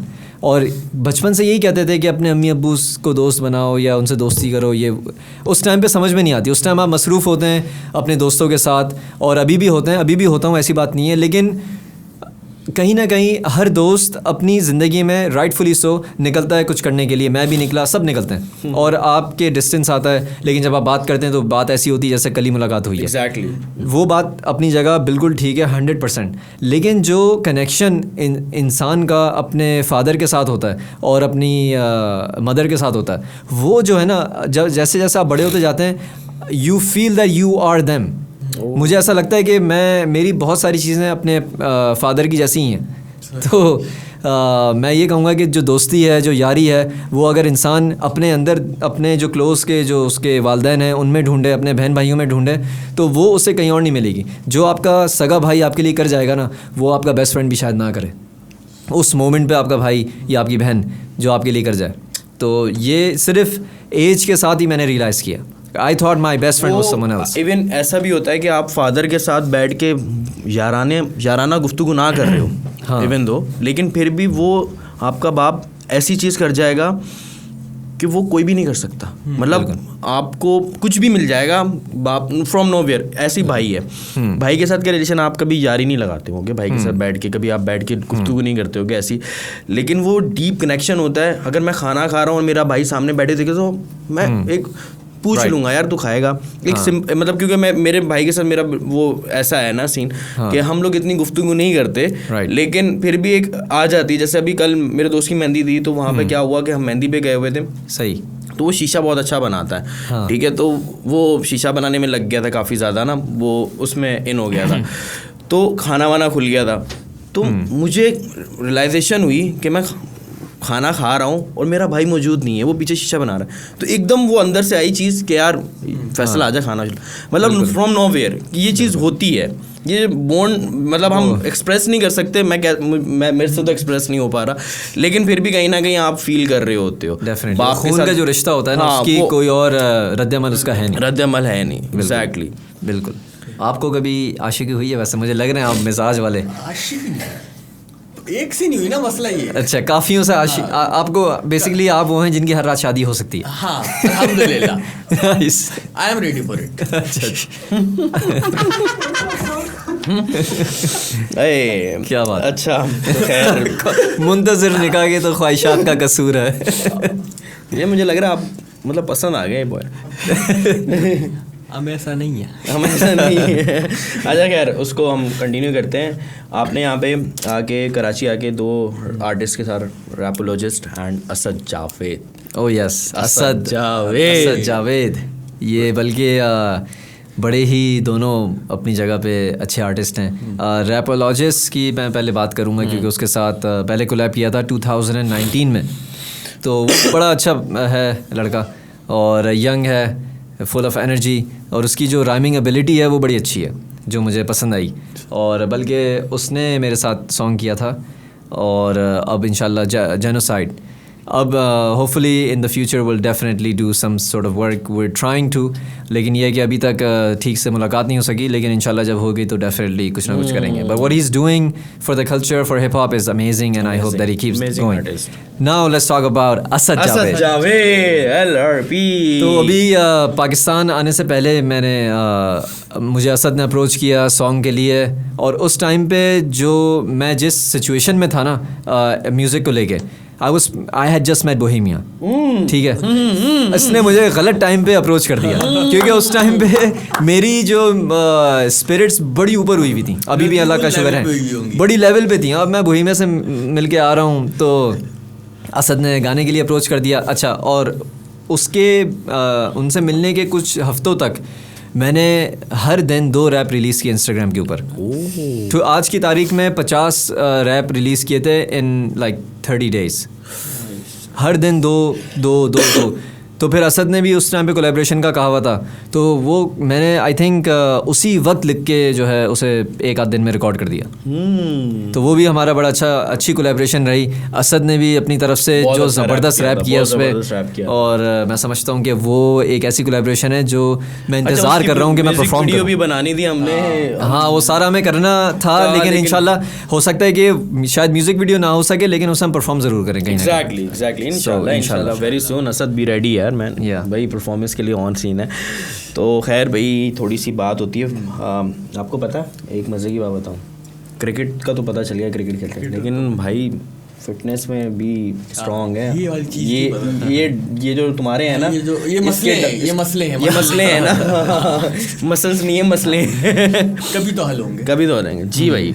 यार फिटनेस और मेरी जो स्टोरी है ना वो ऐसी रही है कि मैं उन लड़कों में से था जो पूरी ज़िंदगी I was very very skinny, मतलब मेरे जैसी मेरी कलाई है ना इतने ही मेरे बाजू भी थे जब मैं मतलब टीनेजर था। तो 2016 से लेके अब तक मैंने ऑन एंड ऑफ वर्कआउट किया है, जिमिंग वगैरह करी है, लेकिन पिछले 2 साल मैंने ठीक ठाक किस्म की करी, और सिर्फ इसलिए नहीं कि I want to look good या मुझे मसल्स बनाने ताकि मैं लड़कियों को इम्प्रेस कर सकूं, वो इम्प्रेस वैसे भी थी एक तरह से हो रहा है। This is not a flex, ये फ्लेक्स नहीं है, ये खैर एनीवेज। तो वो हाँ, तो फिटनेस जो मैंने सीरियस फिटनेस को लिया वो मैंने लिया 2021 में। वो इसलिए लिया क्योंकि उस टाइम पे मैं एक ऐसी मेंटल सिचुएशन से गुज़र रहा था जो मतलब आउट ऑफ कंट्रोल हो गई थी। आप एंग्जाइटी कह दें उसे या पैनिक अटैक्स कह लें उसे। So I was going through that phase where, मतलब अगर इजाज़त हो तो मैं थोड़ा गहराई में जाऊँ। एग्जैक्टली ये सवाल मेरा इसी के बाद था, मैंने फिटनेस को इसलिए छेड़ा था कि मैं कनेक्ट कर सकूँ उसके बाद मेंटल हेल्थ। ठीक है, तो ये अच्छा इसमें सॉरी मैं एक और बात आ गई क्योंकि मेंटल हेल्थ का जो इशू आता है वो इशू यही आता है कि मोस्टली जो म्यूजिशियंस होते हैं उनकी डीप थॉट में कहीं ना कहीं कुछ ना कुछ हुआ होता है, कोई ऐसी चीज़ होती है जो उन्हें बार बार परेशान भी करती है, एंग्जाइटी भी हो जाती है, उनको बहुत सारे इश्यूज भी आ जाते हैं। तो ऐसे मैंने बहुत से लोगों को देखा, इवन अता भी उसमें था, फिर बिगी, हमारे साथ जितने भी म्यूजिशियन से इवॉल्व थे जो गाँव में थे, लेकिन उन्होंने भी कहीं ना कहीं ये चीज़ें रिपीटेडली ट्रिगर करती रही हैं इनको। Yeah. तो इस पे अब आप बताएं यार आप। ये मेरे साथ जो एक्सपीरियंस रहा है और काफ़ी लोग इस चीज़ से मैं समझता हूँ कि गुजरते हैं अपने अपनी ओन वेज़ में। जो मेरे साथ एक्सपीरियंस रहा मेंटल हेल्थ का, वो स्टार्ट हुआ 2020 से। आप समझ लें कि उसकी थोड़ी सी स्टार्टिंग हुई जब कोविड का टाइम हुआ। तो मैं क्योंकि ह्यूस्टन में था उस टाइम पे, तो वहाँ पे फिर भी इट वाज नॉर्मल, मतलब था, काफ़ी अमेरिका में स्प्रेड हुआ था, लेकिन जो हमारा शहर है उसमें लोग मतलब सन्नाटा ज़्यादा होता है। जैसे अगर मैं कंपेयर करूँ तो इस्लामाबाद में होता है, तो इतना डर नहीं लगता था बाहर निकलने में कि मास्क लगाते थे फिर भी। लेकिन वो जब मैं 2020 के एंड में दिसंबर में पाकिस्तान आया था कुछ महीनों के लिए, तो यहाँ पे कराची में आपको पता है कि आवाम कितनी है। अब मैं तो पूरा आप समझ लें कि ब्रेन वॉश्ड हो के आया हुआ था कि भाई कोविड ये कोविड वो, और अगर मास्क नहीं पहना तो ये हो जाएगा, सांस रुक जाएगी। एज़मा का भी मेरा इशू रहा है बचपन से। तो मैं इस खौफ के अंदर, जो मैं समझता हूँ कि इसकी वजह से काफ़ी सारी चीज़ें हुई। 2020 का दिसंबर के बाद से मुझे प्रॉब्लम हुई सांस लेने में। मुझे ऐसा लगता था कि मुझे सांस नहीं आ रही, मैं खींच के सांसें ले रहा हूँ। ये मैं फ़र्स्ट टाइम पोल्यूशन नहीं, ये स्टार्ट हो गया था दिसंबर में जब मैं आया, उससे कुछ हफ्ते पहले ही। तो वहाँ पे तो पोल्यूशन नहीं है, लेकिन फिर भी एक वहाँ पे स्टार्ट हो गया था हल्का हल्का। लेकिन ये मेरे अंदर ही कि जो मैंने बाद में इसका जो एंड है वो यही है कि एंड तक चलें, बाद में आते हैं। जब मैं यहाँ आया तो इतने सारे लोग हर जगह, तो कॉन्स्टेंटली मेरे दिमाग के अंदर यही चल रहा था कि यार मुझे कहीं कोविड ना हो जाए, और अगर कोविड हो गया तो मेरी सांस में प्रॉब्लम हो सकती है, क्योंकि काफ़ियों की हो रही है, जिस तरह शॉर्टनेस ऑफ ब्रेथ कहते हैं इसमें होती है। तो उसके बाद फिर मैं कहाँ जाऊँगा, कि क्या होगा क्या नहीं होगा। तो ये सोच सोच के अंदर एंग्जाइटी इतनी बढ़ गई थी कि मतलब मैं घबराता था बाहर निकलने में, मैं घबराता था सोशल गैदरिंग्स में जाने के लिए, क्योंकि मैं कॉन्स्टेंटली सांसें खींच के ले रहा हूँ कि यार मुझे ऐसा फील हो रहा है कि सांस कनेक्ट ही नहीं हो रही है, वो हो ही नहीं रही, और मेरे हाथ पैर सुन हो रहे हैं, हार्ट बीट तेज़ हो रही है, और पसीने आ रहे हैं। तो ये बढ़ता गया, और ऐसी ऐसी सिचुएशंस हुई हैं जिसमें मुझे लगा कि अब बस टाइम आ गया शायद। इन दैट मोमेंट आपको, अच्छा ये चीज़ मेरे साथ भी गुजरी है। तो उस टाइम पे मैं किस तरह निकला, मैं बहुत जल्दी निकल आया उस चीज़ से स्ट्रेट अवे। क्यों? क्योंकि मैंने अल्लाह पे बिलीव ज़्यादा स्ट्रॉन्ग कर लिया। नाइस। बहुत ज़्यादा मैं डेप्थ में चला गया, मैं अल्लाह से ज़िद करने लग गया। तो क्या ज़िद थी? तू ही कर सकता है, बिल्कुल तू ही करने वाला है, बेशक, तू ही करके देगा।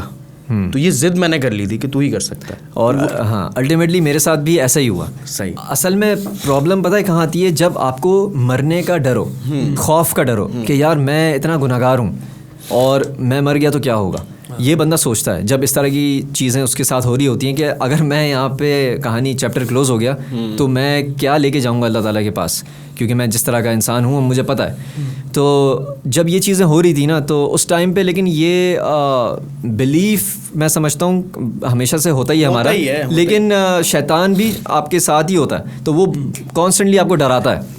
बिलीफ इन सेंस ये कि फिर आप शिकवा भी करने लग जाते हो, मेरे साथ क्यों, मेरे साथ। हाँ, अच्छा ये चीज़ मेरे साथ अल्लाह का शुक्र ये नहीं हुई। लोग करते हैं ना मोस्टली, हाँ, या अल्लाह मैं ही क्यों। अच्छा, वो तब ज़्यादातर लोग करते हैं जब कोई डायग्नोसिस होता है उसके बाद। यहाँ पे तो कुछ डायग्नोज ही नहीं हो रहा था कि यार है क्या, कि मुझे हो क्या रहा है, ये प्रॉब्लम क्या हो रही है। अब मैं डॉक्टर्स के पास गया, चेस्ट स्पेशलिस्ट के पास गया कि मैं गया चेस्ट स्पेशलिस्ट के पास, उन्होंने मेरा एक्सरे लिया और उन्होंने कहा कि अल्हम्दुलिल्लाह आपकी लंग्स वगैरह सब क्लियर हैं, कोई ऐसी मसला नहीं है।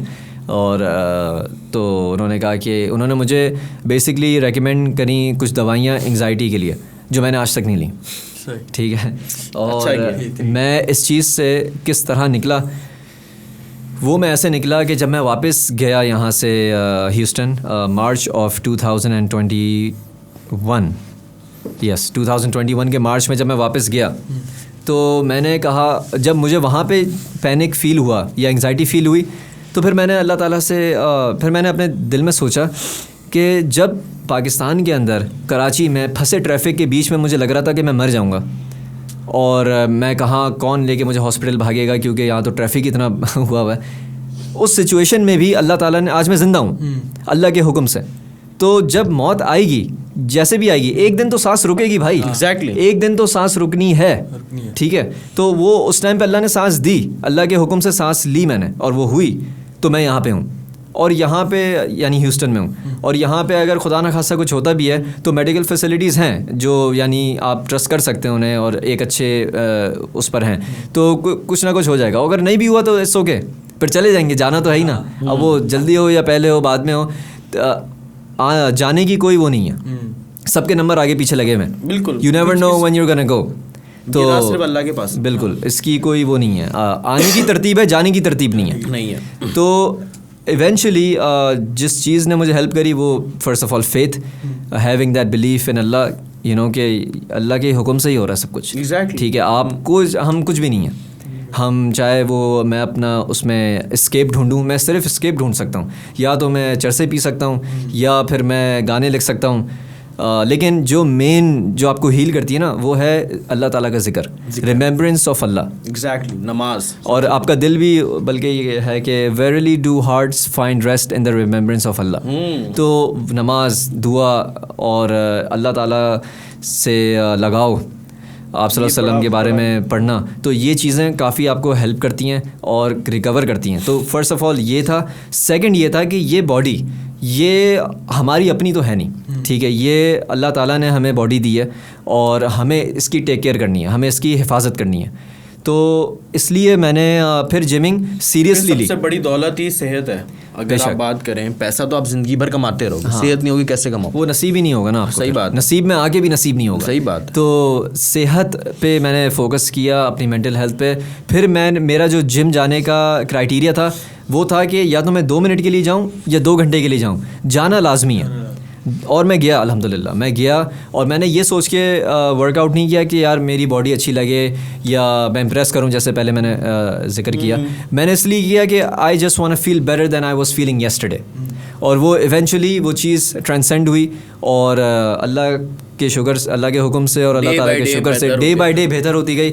और आज हम इस पॉडकास्ट पे बैठे हैं और गुफ्तगू कर रहे हैं। जब आएगी ना सबकी, तो ना 1 मिनट पहले ना 1 मिनट बाद, उसी तो टाइम एग्जैक्ट मौत तो मुय्यन है, मौत तो मुय्यन है, हकीकत मुकर्रर भी है, मुकर्रर भी।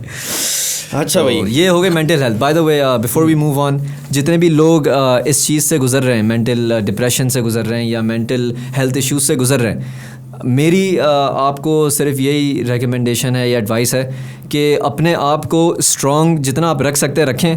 रोना है बेशक रोएं, it's okay if you want to cry, that's fine. बल्कि ये रोने से ये है कि इंसान बेहतर फील करता है। बिल्कुल। और हमारे जो मर्द हजरात हैं वो रोते नहीं हैं, नहीं, इसलिए नहीं रोते कि यार मैं तो टफ हूँ, मैं स्ट्रॉन्ग हूँ, मैं एज अ रैपर ये कह रहा हूँ, बल्कि वो वीक है।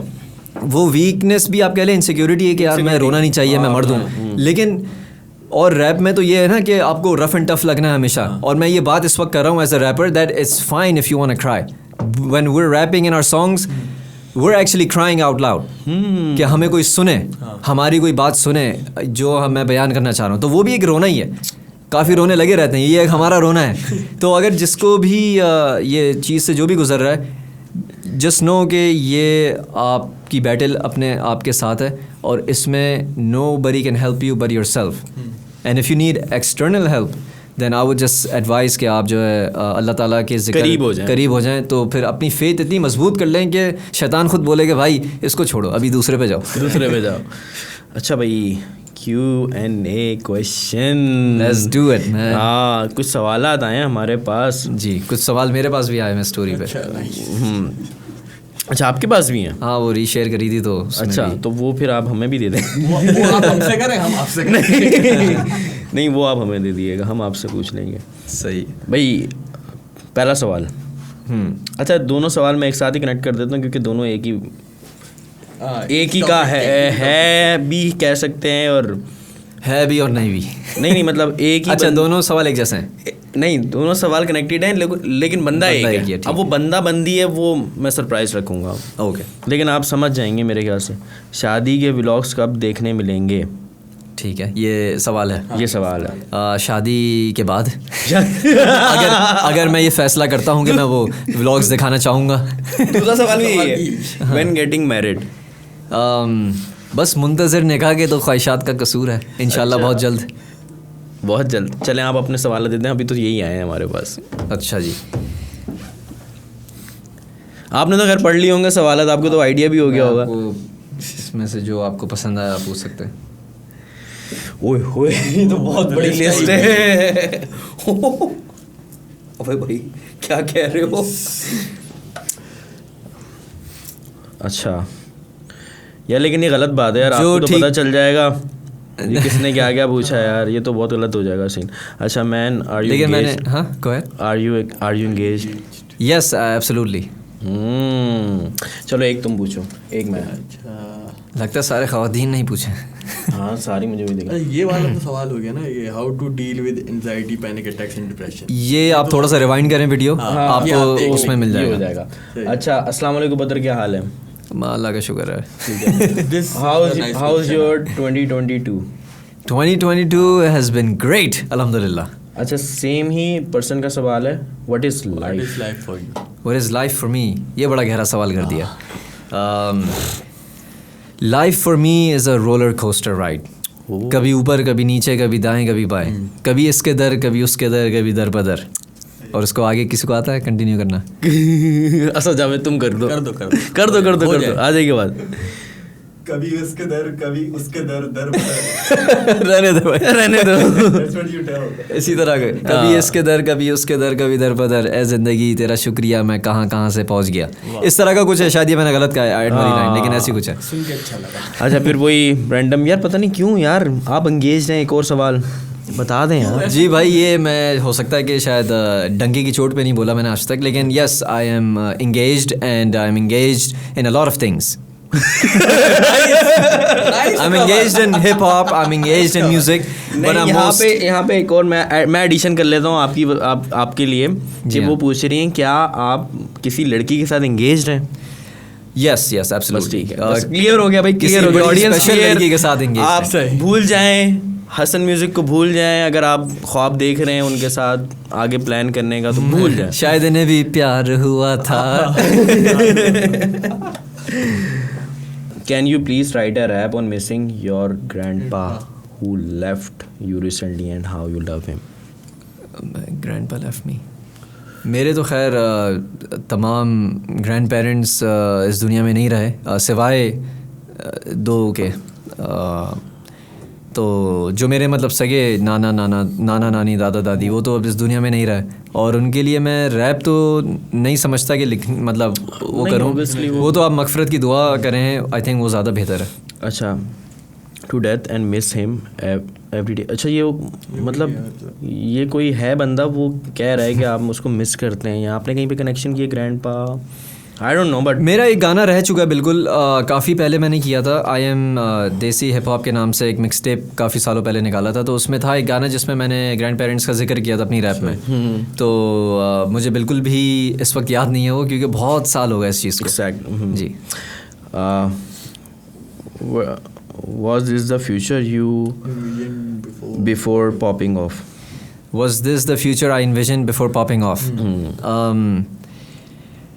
यार मैंने जो फ्यूचर देखा है, अगर वो मैं बताऊं, जाहिर करूं, तो वो शायद ही कोई इस रूम में उस फ्यूचर को मतलब देख सकेगा, क्योंकि जो आपका विज़न होता है, अगर मेरा विज़न आप या कोई और भी देख सके तो फिर उस विज़न का फ़ायदा नहीं है। वो विज़न मेरा है और मैं ही उस विज़न को देखता हूँ जो मैं समझता हूँ कि अगर आप एलैबोरेट भी कर देंगे तो वो हम समझ नहीं पाएंगे। हो सकता है कुछ लोग हंसें कि मेरा क्या विज़न है, तो मतलब मैं उसमें शाय नहीं हूँ, मैं बयान भी कर सकता हूँ, लेकिन ये है कि जिस तरह से चीज़ें अभी हो रही हैं, मैंने ये नहीं सोचा था कि मैं बोहेमिया से मिल लूँगा, मैंने ये नहीं सोचा था कि मैं जे कोल के कॉन्सर्ट पे 2 दफ़ा जा सकूँगा, या इवन जोके से मिल सकूँगा, और एक और पर्सन ईमू फ्रॉम फ्यूजन, उनके भी मैं स्टूडियो गया, और बहुत उनकी म्यूज़िकल नॉलेज तो एक ऐसी मतलब आँखों के सागर सुना होगा सबने, और अखियाँ वो वाला गाना, और बहुत सारे इस तरह के गाने हैं जो उन्होंने किए हैं प्रोड्यूस भी, और तो उनकी म्यूज़िकल इंटेलिजेंस भी इतनी ज़बरदस्त है, इतनी उम्दा है कि मैं अपने आप को मेरी खुशकिस्मती है कि मैं आप उनके साथ स्टूडियो में बैठा, ये भी एक सेशन उनके साथ ठीक ठाक तफसीली सेशन हुआ था। तो वो सेशन में अब कुछ आगे हम देखने वाले हैं वैसे इंशाल्लाह, उम्मीद है, आस है और होप है कि फ्यूचर में के बारे में भी यही सोच सकते हैं कि बिल्कुल सोच सकते हैं। फ़िलहाल तो कोई ऐसी हमारी कोलैबोरेशन के ऊपर बात नहीं हुई, लेकिन आई एम प्रीटी श्योर कि इंशाल्लाह one day will definitely be able to work together बशर्ते कि हम जो है मैं कंटिन्यू रहूँ इसमें इंशाल्लाह, जो कि आप आए किस इरादा मकसद तो से, यही यही वक्त। बिल्कुल। अच्छा, फ्यूचर कोलैबोरेशन जी हाँ, क्या प्लान है? कोई फ्यूचर कोलैबोरेशन आने वाली है क्या? म्यूज़िक में क्या आने वाला है? क्या रेडी है कुछ? बिल्कुल फ्यूचर कोलैबोरेशंस भी आने वाली हैं। जिस आर्टिस्ट से मैं मिल रहा हूँ तो कोशिश है कि उनके साथ कोलैब करूँ। अभी रिसेंटली कुछ टाइम पहले ही, बल्कि 1-2 दिन पहले ही एक रैपर हैं, उनसे कोलैबोरेशन की बात स्टार्ट हो गई है और डेफिनेटली अगर चीज़ें ठीक रहीं तो इंशाल्लाह डेफिनेटली उनके साथ भी काम करेंगे। नाम? तैमूर बेग। या तो क्या बात है, तो देखेंगे क्या वेटिंग कराची का सीन क्या होता है। सीन बहुत गर्म सीन में चल रहे हो आप, जबरदस्त सीन में। नाइस यार, I'm excited for भाई that। मैं एक्साइटेड हो गया नाम सुन के। देखा नहीं मेरा रिएक्शन क्या आता है? तैमूर बेग, मुझे तो फौरन वो यार तुम्हारी तस्वीर। Yeah, so looking forward to that inshallah. Let's see what happens। Baig, मैं एक बात बोलूँगा तैमूर बेग के लिए। बात यह है कि वो आर्टिस्ट जो है ना बहुत अच्छा है, नो डाउट, रैप पर भी बहुत अच्छा है। उसने एक बीच में एक छोटा सा कॉन्फ्लिक्ट हुआ था उसका ना, लेकिन उसने पॉजिटिविटी ऐसी ली है ना वहाँ से, उस चीज़ से जो आउटकम हुआ और फिर वो बाद में जो अपने आप को इवॉल्व करके वापस आया इंडस्ट्री में, तो बैंगर भाई वो बहुत अच्छा म्यूज़िक कर रहा है, बहुत ज़बरदस्त म्यूज़िक कर रहा है। और मैं वाकई एक्साइटेड हो गया हूँ इस वक्त। नहीं, बड़ा मज़ा आएगा यार, क्योंकि आपको पता है कि कराची का जो नॉर्थ नाज़िमाबाद का एरिया है वहीं पे मैं भी हूँ, तो नॉर्थ रिप्रेजेंटेशन इम्पोर्टेंट। और उसका काम, उस बंदे का काम भी बड़ा अच्छा है, जो जिस तरह का उसका म्यूज़िक है। So I am excited to let's see what happens when we work together इंशाल्लाह। So great guy, let's see what happens. मज़ेदार सीन होने वाला है। अच्छा, तो एक चीज़ मैं पूछना चाहूँगा आपसे, आप पाकिस्तान अब जैसे आ गए, कराची के अब रैपर्स के साथ कोलैबोरेशन भी कर रहे हैं, इंडिया भी आपने सुना है रैप, तो कौन ज़्यादा लगा? कराची मतलब कि पाकिस्तान या इंडिया, कौन किसको खा जाएगा फ्यूचर में सीन में? यार ये कंपैरिजन बनता ही नहीं है। मैं ऑनेस्टली सॉरी यार, इसका जवाब मैं तुम्हें देता हूँ। आप भी दे दिएगा, पर मुझे इस बात पे ये कहनी है कि हम इंडिया और पाकिस्तान की मार्केट से कम्पीट कर ही नहीं सकते। नहीं, मार्केट रिप्रेजेंटेशन मतलब इस तरह नहीं कि कौन ज़्यादा इंडस्ट्री बड़ी $billion कमा रही है। Obviously India. स्किल वाइज आप पूछना चाह रहे हैं कि कौन आर्ट या कौन बेहतर रैप कर रहा है? यार मैं तो ऑनेस्टली रैप को एक दूसरे नज़रिए से देखता हूँ, क्योंकि मैं वहाँ पे इंडियन पाकिस्तानी सब एक हैं जिस तरह हम रहते हैं। तो इंडियन आर्टिस्ट भी कुछ ऐसे हैं जो ज़बरदस्त हैं और पाकिस्तानी, लेकिन मेरा जो प्रेफरेंस है अगर आप मुझसे पूछें तो मुझे पाकिस्तानी जो रैपर्स हैं वो मुझे, क्योंकि उर्दू में रैप कर रहे हैं, इंडिया में हिंदी में कर रहे हैं, तो जो हिंदी के कुछ शब्द हैं जो एग्रेशन है वो, हाँ, और वो उनकी आवाम के लिए, और even though hip hop doesn't have borders, तो लेकिन उनकी जो रिप्रेजेंटेशन है वो अपनी जगह ज़बरदस्त है। जिस तरह गली बॉय हो गई, डिवाइन, या अपने क्या नाम है उनका, कृष्णा और MC स्टैन को मैंने इतना नहीं सुना। मैं बल्कि इंडियन ऑनेस्टली मैं सुनता ही नहीं, सिर्फ कुछ चंद मैंने गाने सुने। MTV आप देख लें, MTV हसलर जो है वो म्यूज़िक दे दिया नेक्स्ट लेवल का, बादशाह उस पर आ गया। खैर द पॉइंट इज़, वही मैं आपकी बात को कंटिन्यू करूँगा कि इंडियन जो रैप है ना उसमें एग्रेशन है, मिठास नहीं है। तो मिठास खलूस और वो, हाँ, खलूस जो मिलता है ना वो मिलता है आपको उर्दू में। और इवन तला अंजुम खुद कहता है कि उसने क्लेम भी किया है कि स्पॉटिफाई पे सबसे ज़्यादा जो लिसनर है वो दिल्ली से है। बिल्कुल, असल में इंडिया की जो मार्केट है ना वो बहुत ज़्यादा डेफिनेटली आबादी की वजह से उनकी बहुत बड़ी है, और वो हमारे पाकिस्तान को ज़्यादा वो, और उन्हें मज़ा आता है। मैं समझता हूँ कि पाकिस्तानी आर्टिस्ट सुनने में भी, इवन के आतिफ असलम के अगर आप देखें तो बहुत ज़्यादा फैंस और व्यूअर्स लिसनर्स इंडिया के हैं, और बल्कि आतिफ ही नहीं, अली ज़फ़र भी हो गया, राहत फ़तेह अली ख़ान, नुसरत फ़तेह अली ख़ान साहब की कितनी कवालियाँ उन्होंने माशाल्लाह से कॉपी करके वो की हैं। ख़ास तौर पे अभी जो अबरार उल हक की अगर हम बात करें, नच पंजाबन, यार इतना क्लासिक लेजेंडरी गाना, ठीक है। और हमारा एक एजेंट भी वहाँ पे मौजूद है। एजेंट, हाँ, समझ गया ना, तो वो हमारा एजेंट। लेकिन अब शायद कोई लिफ्ट करा बारे में कोई बात नहीं, अब शायद कोई लिफ्ट करा नहीं रहा कोई, तो वो तो परमानेंट हो गए हैं ना भाई। तो भाई ये तो सीन है बाकी ऑब्वियसली। और इंडिया पाकिस्तान का म्यूज़िक आपस में बहुत खूबसूरत रिश्ता है, मैं तो यही कहूँगा, क्योंकि कोलैब चल रहे हैं Yeah. अभी हिप हॉप इंडस्ट्री में इवन उमर अंजुम ने कोलैब किया है MC इनसेन के साथ, इंडियन रैपर है उसके साथ। उमर अंजुम, तला अंजुम ने तो ऑलरेडी कृष्णा के सीधे साथ मौत के साथ भी किया था उसने, कृष्णा के साथ भी किया था, इवन रफ्तार और फारिस शाफी। या जश्न ये जो भी निकला ये बड़ा ज़बरदस्त प्रोड्यूस बाय उमर ने प्रोड्यूस किया रफ्तार है गाना। ये बहुत बड़ी कोलैबोरेशन है, बहुत बड़ी कोलैबोरेशन। इसके बारे में क्या ख्याल है आपकी? ये जो चीज़ चल रही है, ये गर्मा गर्मी यार, यही तो मज़ा है, यही तो सारा इसका मज़ा है कि यार ये आप जितना भी पॉलिटिक्स ला दो ना, खेल में ले आओ, आप आर्ट के अंदर पॉलिटिक्स ला नहीं सकते।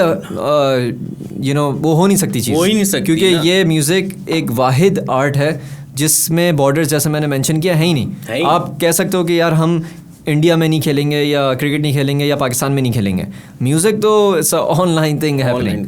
बिल्कुल। तो अभी काली देनाली म्यूजिक भी इवन हमारे यहाँ के 2 आर्टिस्टों के साथ, एक यंग सनर्स और एक काके 1000 के साथ भी फीचरिंग कर चुके हैं काली देनाली म्यूजिक। तो सीन बहुत बिल्कुल बड़े चल रहे हैं, तो कंपैरिजन नहीं कर सकते हम। ये बोल सकते हैं कि खूबसूरत चल रहा है। हाँ, जो भी चल रहा है अच्छा चल रहा है, और मेरी तो यही दुआएं हैं कि ये सीन और पॉजिटिव में और अच्छा जाए। और क्योंकि इससे क्या होगा कि इन दी एंड ना आवाम जुड़ेंगी और थोड़ा सा रास्ते खुलने चाहिए। इंडिया और पाकिस्तान जब तक ट्रेड नहीं करेंगे ना, चाहे वो एंटरटेनमेंट की वजह से हो या डिफरेंट हो, तो हम दोनों मुल्क भी नहीं एक साथ इवॉल्व कर सकते। राइट। और हमारा तो एक्सप्रेशन है ये हिप हॉप। असल में तो हिप हॉप के अंदर चीज़ें आती हैं। हिप हॉप एक कल्चर है, एक समझ लें कि एक दरख्त है हिप हॉप, उसकी जो शाखें, उसमें फिर rap is something that you do, और फिर उसमें बी बॉइंग भी आती है, डीजेइंग भी आती है, ग्राफिटी भी आती है। तो ये सारे हिप हॉप के एलिमेंट्स हैं। इसमें से हम कोशिश करते हैं रैप करने की। कुछ लोग हैं जो डीजे करते हैं, कुछ लोग हैं इवन बीट बॉक्स को भी आप इसमें मेंशन कर सकते हैं। बीट बॉक्सिंग भी वाला जरा एलिमेंट कम है जरा यहाँ पे। नहीं, ग्राफिटी भी हो रही है। अगर जुनेद बंगाली हो जाता है ना, मसला ये है दीवारों पे। लेकिन है ग्राफिटी का भी काफ़ी जोर और शोर से, और काफ़ी तेज़ी से अब इवॉल्व हो रही है। क्योंकि हिप हॉप जब से ये उठा है ना, रैप इंडस्ट्री उठी है, तो आप ये कह सकते हैं साथ साथ दूसरी इंडस्ट्रियों को भी पुश मिला है। इवन बी बॉइंग को भी मिला है। हाँ। आप ये कह सकते हैं रेड बुल BC1 अभी लास्ट अभी इस साल हुआ है, तो उसमें पाकिस्तानी लड़की डानिया कमल ने जाके रिप्रेजेंट किया है वहाँ जाके, तो बिग शाउट आउट जाता है उसको भी। तो ये चीज़ें हैं, बिल्कुल हो रही हैं। बिल्कुल हैं। और इससे हमारी इकोनॉमी को भी बड़ा फ़ायदा होगा।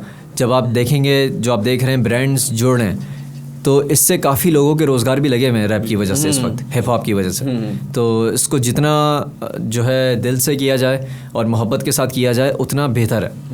बिकॉज दैट्स व्हाट मैं जिस हिप हॉप पे मैं बड़ा हुआ हूँ, वो मैंने यही सीखा है कि यार इसमें जितना मोहब्बत और खुलूस की हमने बात करी, जितना हम उसमें ये डालेंगे ना, उतनी एनर्जी रिफ्लेक्ट होकर हमारे पास आएगी। Exactly. अभी अगर मैं चाहूँ तो 4 लोगों का नाम लेके एक बिला वजह की एक इशू क्रिएट कर सकता हूँ हाइप के लिए या किसी भी चीज़ के लिए, लेकिन when I go to sleep I want to feel free, I don't want to feel weight on my chest. Exactly. तो मैं क्यों किसी से बिला वजह की कुछ करूं, जब हिप हॉप ने मुझे ये सिखाया है कि we have to come together as a nation, as one representation. So that's what always has been my motive, to be positive and just give spread love. अच्छा, अभी आपने एक बात बोली थी कि अभी बूम आया नहीं। डू यू थिंक 2023 वो बूम सिचुएशन है पाकिस्तानी पॉप इंडस्ट्री का? इंशाल्लाह 2023 और आने वाले तमाम जो जितने भी साल आने वाले उसमें हिप हॉप सिर्फ़ और सिर्फ ग्रो होगा। इसमें सिर्फ ज़वाल तभी आ सकता है अगर हम आपस में नफ़रतें क्रिएट करके इस फील्ड को ही तबाह कर दें, कि क्योंकि हम 10 साल तक निकल जाएंगे, 15 साल तक निकल जाएंगे, जो आने वाली नस्ल है ना, उसमें फिर क्या होगा कि हम ही एज रैपर्स बोलेंगे कि यार अपने बच्चों को कि इस फील्ड में नहीं जाना। जिस तरह अभी वेस्ट में इस तरह होने लगा है, being a rapper in the west right now is the most dangerous thing. वहाँ पे एक टाइम पे हिप हॉप पे कहते थे कि यार हिप हॉप रैप में जाओ, कि रैप में जाओ, इसमें ये उभरती ऊपर आती हुई फील्ड है।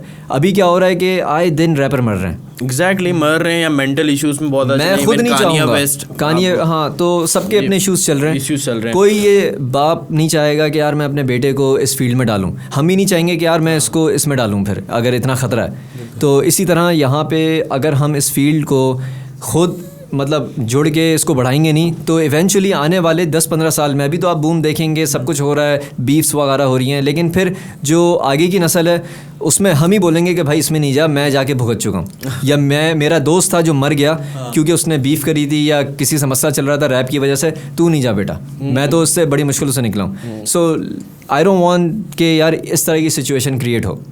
So we have to just spread love man, that's at the end of the day that's all we need. और यही सब कुछ चाहिए तो भाई you are against beef culture. तो जो कराची या पाकिस्तान में जहाँ थोड़ा बहुत बीफ होता है आपस में, उनके लिए कोई मैसेज क्या है भाई, यूनाइट हो जाओ, क्या सीन है, साथ रहेंगे तो अच्छा काम होगा? आई थिंक म्यूज़िक को बीफ का जो टर्मिनोलॉजी है ना वो हिप हॉप का हिस्सा ज़रूर है, लेकिन वो कंपेटिटिवनेस में, पर्सनल में नहीं है। आप मुझसे चैलेंज करो कि let's see who makes a better song, let's see कि किसकी शायरी ज़्यादा गहराई की है, या चलो आपस में डिस भी कर लेंगे लेकिन इट्स बॉक्सिंग मैच, तो उसमें मज़ा है। लेकिन असल में जो चीज़ बिकती है अफसोस के साथ वो है मसाला, वो है कि तेरे को बेटा मैं देखता हूँ अब इस गाने में, या मतलब प्रिटेंड कर रहे हैं कि बीफ चल रही है कल्चर को वो करने के लिए। तो जो बीफ का मेन है वो बॉक्सिंग का जिस तरह से कंपटीशन होता है वो होना चाहिए, बनिस्बत के आप मार धाड़ पे आ जाओ। जिस तरह इंडिया में बीफ चलता है कि वो आके एक दूसरे बड़े बड़े गाने बना देते हैं मिलियन ऑफ डॉलर्स के, लेकिन वो पीछे होते दोस्ती हैं। हाँ, वो वाला बीफ बिल्कुल। मतलब फ्रेंडली बीफ है वो। बिल्कुल, लेकिन कुछ ऐसी भी चीज़ें होती हैं जो मेरा जो favourite artist Sidhu Moosewala, exactly you know, इतनी मतलब आज की डेट में, आज की तारीख में क्या हमें और आपको, अभी हम बात कर रहे हैं, क्या हमें ये परवाह है कि उसकी बीफ किसके साथ थी? हमें नहीं है, नो आइडिया। उस टाइम पे हो सकता है कि जो भी बीफ उसकी चल रही थी या जो भी सीन था वो इतना मतलब पर्सनल था कि उसकी वजह से एक आर्टिस्ट, इतना ज़बरदस्त आर्टिस्ट इस दुनिया से चला गया, एंड टूपाक चला गया, बिगी चले गया, वही मर्डर हुआ ना। और वो क्यों हुआ? बीफ्स थी आपस में, इतनी मतलब एनर्जी ऐसी अब इर्द गिर्द थी कि चारों तरफ से खौफ था कि अब गोली लगी, अब गोली लगी। तो और जिस तरह मारा, बहुत मतलब मैंने बेरहमी के साथ मारा है, और इतना ज़बरदस्त आर्टिस्ट यार इस दुनिया से चला गया just because of beefs. So that's why I am definitely against beefs man. I don't think it's a good thing. In case competitiveness में अगर आप करें कि who makes better music, that's amazing, वो करो तो फिर मज़ा है। लेकिन अगर आप पर्सनल उसमें कर रहे हो तो फिर उसमें नुकसान है यार, आपका अपना भी नुकसान है। आपको लग रहा है आपने डिस करके उसका करियर ख़त्म कर दिया, कल को आपका भी करियर कोई और ख़त्म कर सकता है। दुनिया 360 है ना, आप नहीं जज कर सकते। आज अगर आप टॉप पे बैठे हुए हो तो कल को सवाल आना है, हर उरूज का सवाल है। बिल्कुल बिल्कुल। और हर दफ़ा ऐसा ही लगता है कि यार इस बंदे का तो सवाल आएगा ही नहीं। हाँ, सही है, तो सवाल सबका ही आना है, ये कुदरत का निज़ाम है। बल्कि क्रिस्टियानो रोनाल्डो मिसाल है, इवन अगर आप फुटबॉल को फॉलो करते बिल्कुल बिल्कुल एक मिसाल है। तो मिसाल है कि अब तो कोई उसको लेने के लिए तैयार नहीं हो रही, कितना अरूज कर। खैर, Everything grows is destined to change. I love you little niggas, I'm glad that you came. Middle child जो गाना है जे कोल का, Everything grows is destined to change. So वो इस वक्त जे कोल has been on the top for a long time. तो अगर वो ये कह रहा है तो कोई ना कोई सच्चाई होगी। जे कोल से पहले एमिनेम का टाइम था, एमिनेम से पहले टूपाक का टाइम था, या लिल वेन का टाइम था, जो भी आर्टिस्ट, ड्रेक का टाइम था, केंड्रिक का टाइम। तो हर आर्टिस्ट का एक वक्त आता है, एक टाइम होता है, एक लाइफ लाइन भी होती है। लेकिन कुछ आर्टिस्ट ऐसे हैं जो एवरग्रीन भी होते हैं। Exactly. और आई थिंक हमें फोकस ये करना चाहिए कि हम अच्छे इंसान बने और आर्टिस्ट भी अच्छे बन जाएंगे इंशाल्लाह। अच्छा हसन, लास्ट बात क्रिकेट। क्रिकेट की बात नहीं हुई यार, क्रिकेट का कुछ बताएं और फिर एंड करते हैं। क्रिकेट मेरा फर्स्ट लव क्रिकेट है। मैं जब यहाँ पे रहता था तो मैं म्यूज़िक से मेरा लेना देना नहीं था, मुझे क्रिकेटर बनना था। और क्रिकेट आई थिंक शुरू में भी हमने यही बात स्टार्ट इससे करी थी, एंड भी इसी से होगी कि क्रिकेट की पैशन, उसकी जस्तुजू में मैंने फिर म्यूज़िक को ढूंढा। और जब मैं क्रिकेट खेलता था, अभी भी खेलता हूँ मैं, डेली बेसिस पे तो नहीं लेकिन वीकली बेसिस पे खेलता हूँ। और वो जो फीलिंग है वो मतलब बैट से बॉल लगे मिडिल हो, वो एक अलग ही चीज़ है। या अगर आप बॉलिंग करा रहे हैं और आपने इन स्विंगर मारी उसकी तो तुम जैसे वो शोएब अख्तर कहते हैं टुमटुमे पे मारी। तो मैं बल्कि बाकायदा मैं फॉलो करता हूँ, अभी टेस्ट मैचेस चल रहे हैं तो मैं वो भी देखता हूँ। मैं भी क्रिकेट का बहुत ज़्यादा मतलब आप समझ खटमल हैं आप।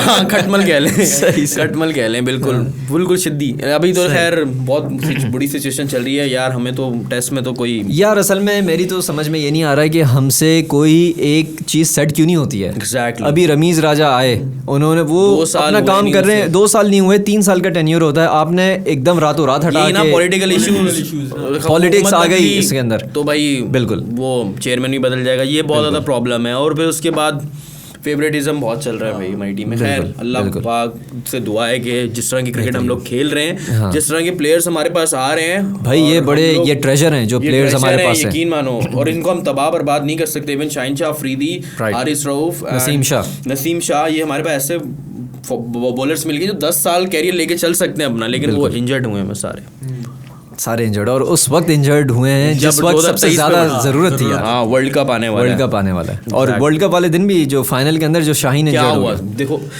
जीत, क्या मैच, जीत हम छू के भागते हैं। मैच था यार, क्या वो मैच मैच आपने याद करा गया ना। अच्छा उस मैच की सबसे बड़ी खुशी की बात पता है क्या थी? खुशी की बात तो थी नहीं देखा, लेकिन खुशी इस तरह कह सकते हैं कि हम लड़के हारे, हम आखिरी बॉल तक लड़े। बिल्कुल। हमारी बैटिंग ने इतना अच्छा नहीं किया, अगर 20-25 रन थोड़े ऊपर हो जाते तो हम शायद कहीं ना कहीं मैच बदल जाता। लेकिन हमने बड़ी फाइट करी और एंड तक, तो इसलिए अफसोस ये नहीं है कि यार हम वन साइडेड मैच हुआ, ऐसा नहीं था, बड़ा सख्त मुकाबला था। यहाँ पे कंपैरिजन कर सकते हैं आप इंडिया और पाकिस्तान की, यहाँ बिल्कुल कर सकते हैं यार। वो भी एक सेमीफाइनल था और ये भी एक हमारा सेमीफाइनल था। एक 170 का था शायद, और एक जो था वो इस तरह का था। तो ये तो खैर लगी रहती है तफरी, लेकिन बड़े इस वक्त बाबर आजम छाया हुआ है और अल्लाह करे छाया रहे इंशाल्लाह। और बेहतरीन कैप्टनसी में थोड़ा सा वो भी इंशाल्लाह हो जाएगा यार। अब आप खुद सोचें कि आपके सामने चेयरमैन चेंज हो रहे हैं आपकी कैप्टनसी में, तो डेफिनेटली वो चीज़ अफेक्ट करेगी। शायद अफरीदी के आने से थोड़ा सा मुझे लग रहा है कि अफरीदी भाई कुछ बूम करेंगे। उन्होंने अभी आते के साथ ही मीर हमजा वगैरह को डाल दिया, लेकिन ये शर्जील आते हुए दिख रहा है। आमिर की वापसी मुझे दिख रही है, पता नहीं क्यों Najam Sethi support 2023 world cup मुझे लग रहा है शायद खेलता हुआ दिख रहा है आमिर, बट मुझे लगता नहीं अब रेलिवेंट नहीं रहा। मेरे हिसाब से मैं मोहम्मद आमिर का बहुत यानी कि डाई हार्ट फैन था एक वक्त पे, जब वो नया आया था डेफिनेटली। फिर उसके बाद उसने जो भी सीन हुआ, उसके बाद भी जब वो वापस आया था मैं सपोर्ट में था, तब भी सपोर्ट, और उसने डिलीवर भी किया एशिया कप वगैरह में उसने किया। लेकिन उसके बाद जो वो बैक किया ना, पहली बात तो ये कि अगर इतनी बड़ी चीज़ होने के बाद आपको अल्लाह ने फिर से मौका दे दिया, तो फिर आप चुप करके खेलो। आप ये नहीं बोलोगे यार ये मैनेजमेंट अच्छी नहीं है, आप बाहर बैठे हुए ना, बैठे रहो। सरफराज मिसाल है, फवाद आलम मिसाल है आपके सामने, वो बैठे रहे, उन्होंने सिर्फ अपनी परफॉर्मेंस से जवाब दिया। और एक और चीज़ ये है कि जब आपको पता है कि आपका माजी कैसा रहा है और क्या आपने इस मुल्क के साथ चीज़ की हुई है, तो उसके बाद अगर आपको मौका मिल रहा है तो आप बस खेलो। इवन कि अगर आपके साथ अनफेयरनेस हो रही है, जो भी सीन है, जो कि मैं नहीं समझता कि हो रही थी, खैर ही नोज बेस्ट, आप खामोशी रहो, खामोशी इख्तियार करो ताकि आप मज़ीद आगे तक खेलें या जो भी है। खैर क्योंकि वो अच्छे नहीं थे, जिसकी वजह से थोड़ा हेट मिला है ना। अभी विमेन वर्ल्ड कप में भी उसने टीवी न्यूज़ में बैठ के, चैनल्स में बैठ के जो बातें करी, हाँ वो डीमोरलाइजिंग बातें। लेकिन ये कि no doubt about his skills, amazing bowler, वो अभी भी पोटेंशियल है, 4-5 साल क्रिकेट खेल सकता है, बहुत अमेजिंग। हाँ या अफरीदी ने इतनी लेट ओवर तक खेला है। अच्छा भाई, अभी जो हमारी टीम के वो हैं अभी जो स्पिन करवा रहे हैं, एक तो चच्चा इफ्तिकार भी हैं और सकलैन मुश्ताक की साई के अंदर वो है ना जो अभी ऑफ स्पिन करवा रहे हैं, क्या नाम है, जुबैर नाम है या ऐसे कुछ नाम है, जाहिद महमूद है, जाहिद महमूद है मेरे ख्याल से। हाँ तो वो भी माशाल्लाह से एज ठीक ठाक की लगती है। तो नहीं, अबरार वाज मिस्ट्री स्पिनर, वो डिफरेंट वाइब कनेक्ट कर रहा है। लेकिन आप देखें ना, आप अगर उसको इतना अब्यूज़ कर देंगे, वो फिंगर स्पिन करता है और आपको पता है कि हार्ड बॉल कितनी हार्ड होती है, और वो 30-40 ओवर आप करवा रहे हैं नॉन स्टॉप टेस्ट मैचेस में, तो वो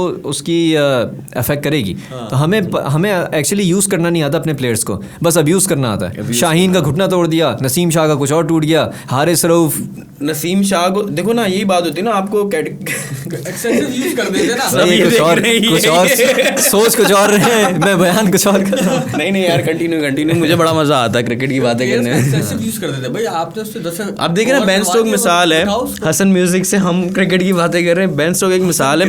बेन स्टोक ने जो है क्या कहते हैं वनडे छोड़ दिया, क्यों? क्योंकि उसने T20 और टेस्ट पे फोकस कर दिया कि भाई मैं अब टेस्ट खेलूंगा, T20 खेलूंगा। अभी इंग्लैंड ने एक नई चीज़ दे दी, आप उस तरह के फेयरलेस डिसीजन लेते ही नहीं है। आप उसी डर में खेलते हो। अभी चाहिए सेशन थर्ड सेशन शुरू होता है तो रोकना शुरू कर देंगे। सरफराज इसी चक्कर में आउट हुआ, सेंचुरी कर सकता था, वो वहाँ पे डिजर्व करता था। बिल्कुल बिल्कुल। लेकिन यार ये तो एक खेल है और इस खेल के हम शौकीन हैं तो इसलिए बात कर रहे हैं। मुझे ऐसा लगता है जैसे यूएस के अंदर वेस्ट में basketball is the thing.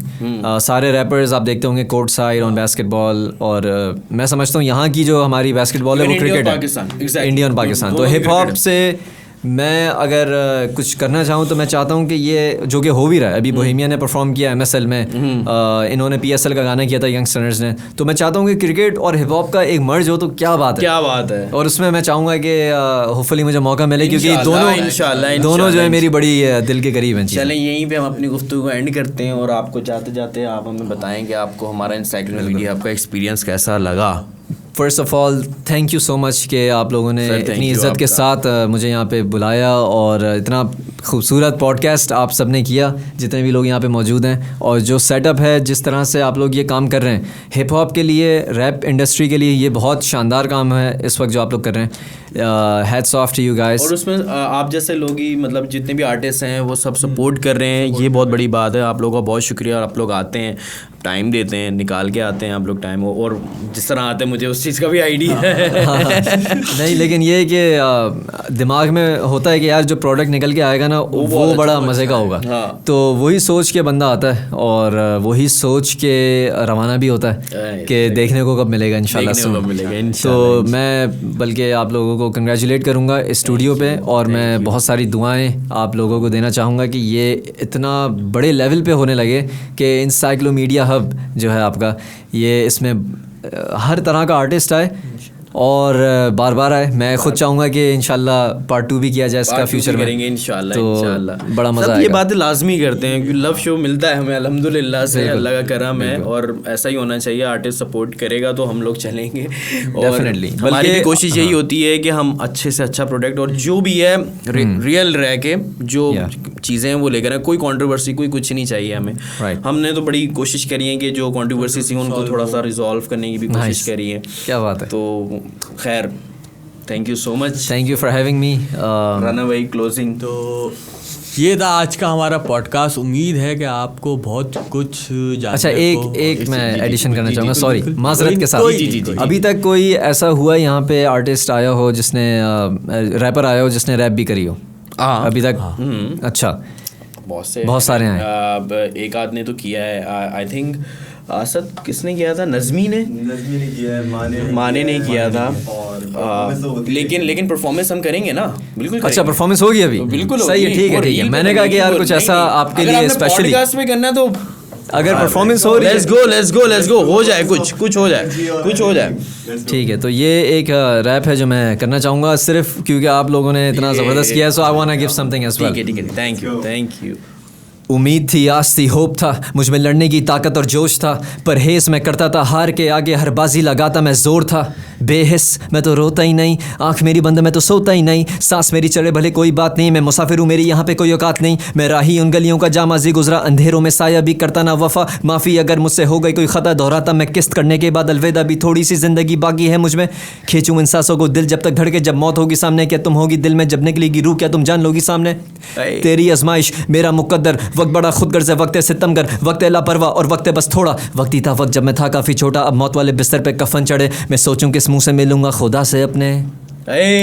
Nice यार, जबरदस्त। तो इसी बेहतरीन सी, आई एम रियली सॉरी, मैं अता को बहुत मिस कर रहा हूं। मैं भी यार अता को क्यों मिस कर रहे हैं? अता बीट बॉक्सर है बेसिकली ना, ओह वाह। तो वो पॉडकास्ट पे बैठा होता है ना, तो वो फिर वो एक कनेक्शन जो बनता है ना, वो बड़ा जबरदस्त। इंशाल्लाह पार्ट 2 अगर हुआ फ्यूचर में डेफिनेटली करेंगे, साथ होगा इंशाल्लाह। तो इसी बेहतरीन सी परफॉर्मेंस के साथ और बेहतरीन से इंसान हसन के साथ जो है हमें इजाज़त दें, और एज प्रॉमिस बाय अता हम हमेशा ये लाइन दोहराएंगे कि अब नए गैस के साथ, नई वाइब के साथ मिलेंगे नेक्स्ट शो में। तो जब तक अपना ख्याल रखें और सब्सक्राइब करना ना भूलिएगा, और रिंग बेल भी करें, हम दरवाज़ा खोलेंगे। ओके भाई।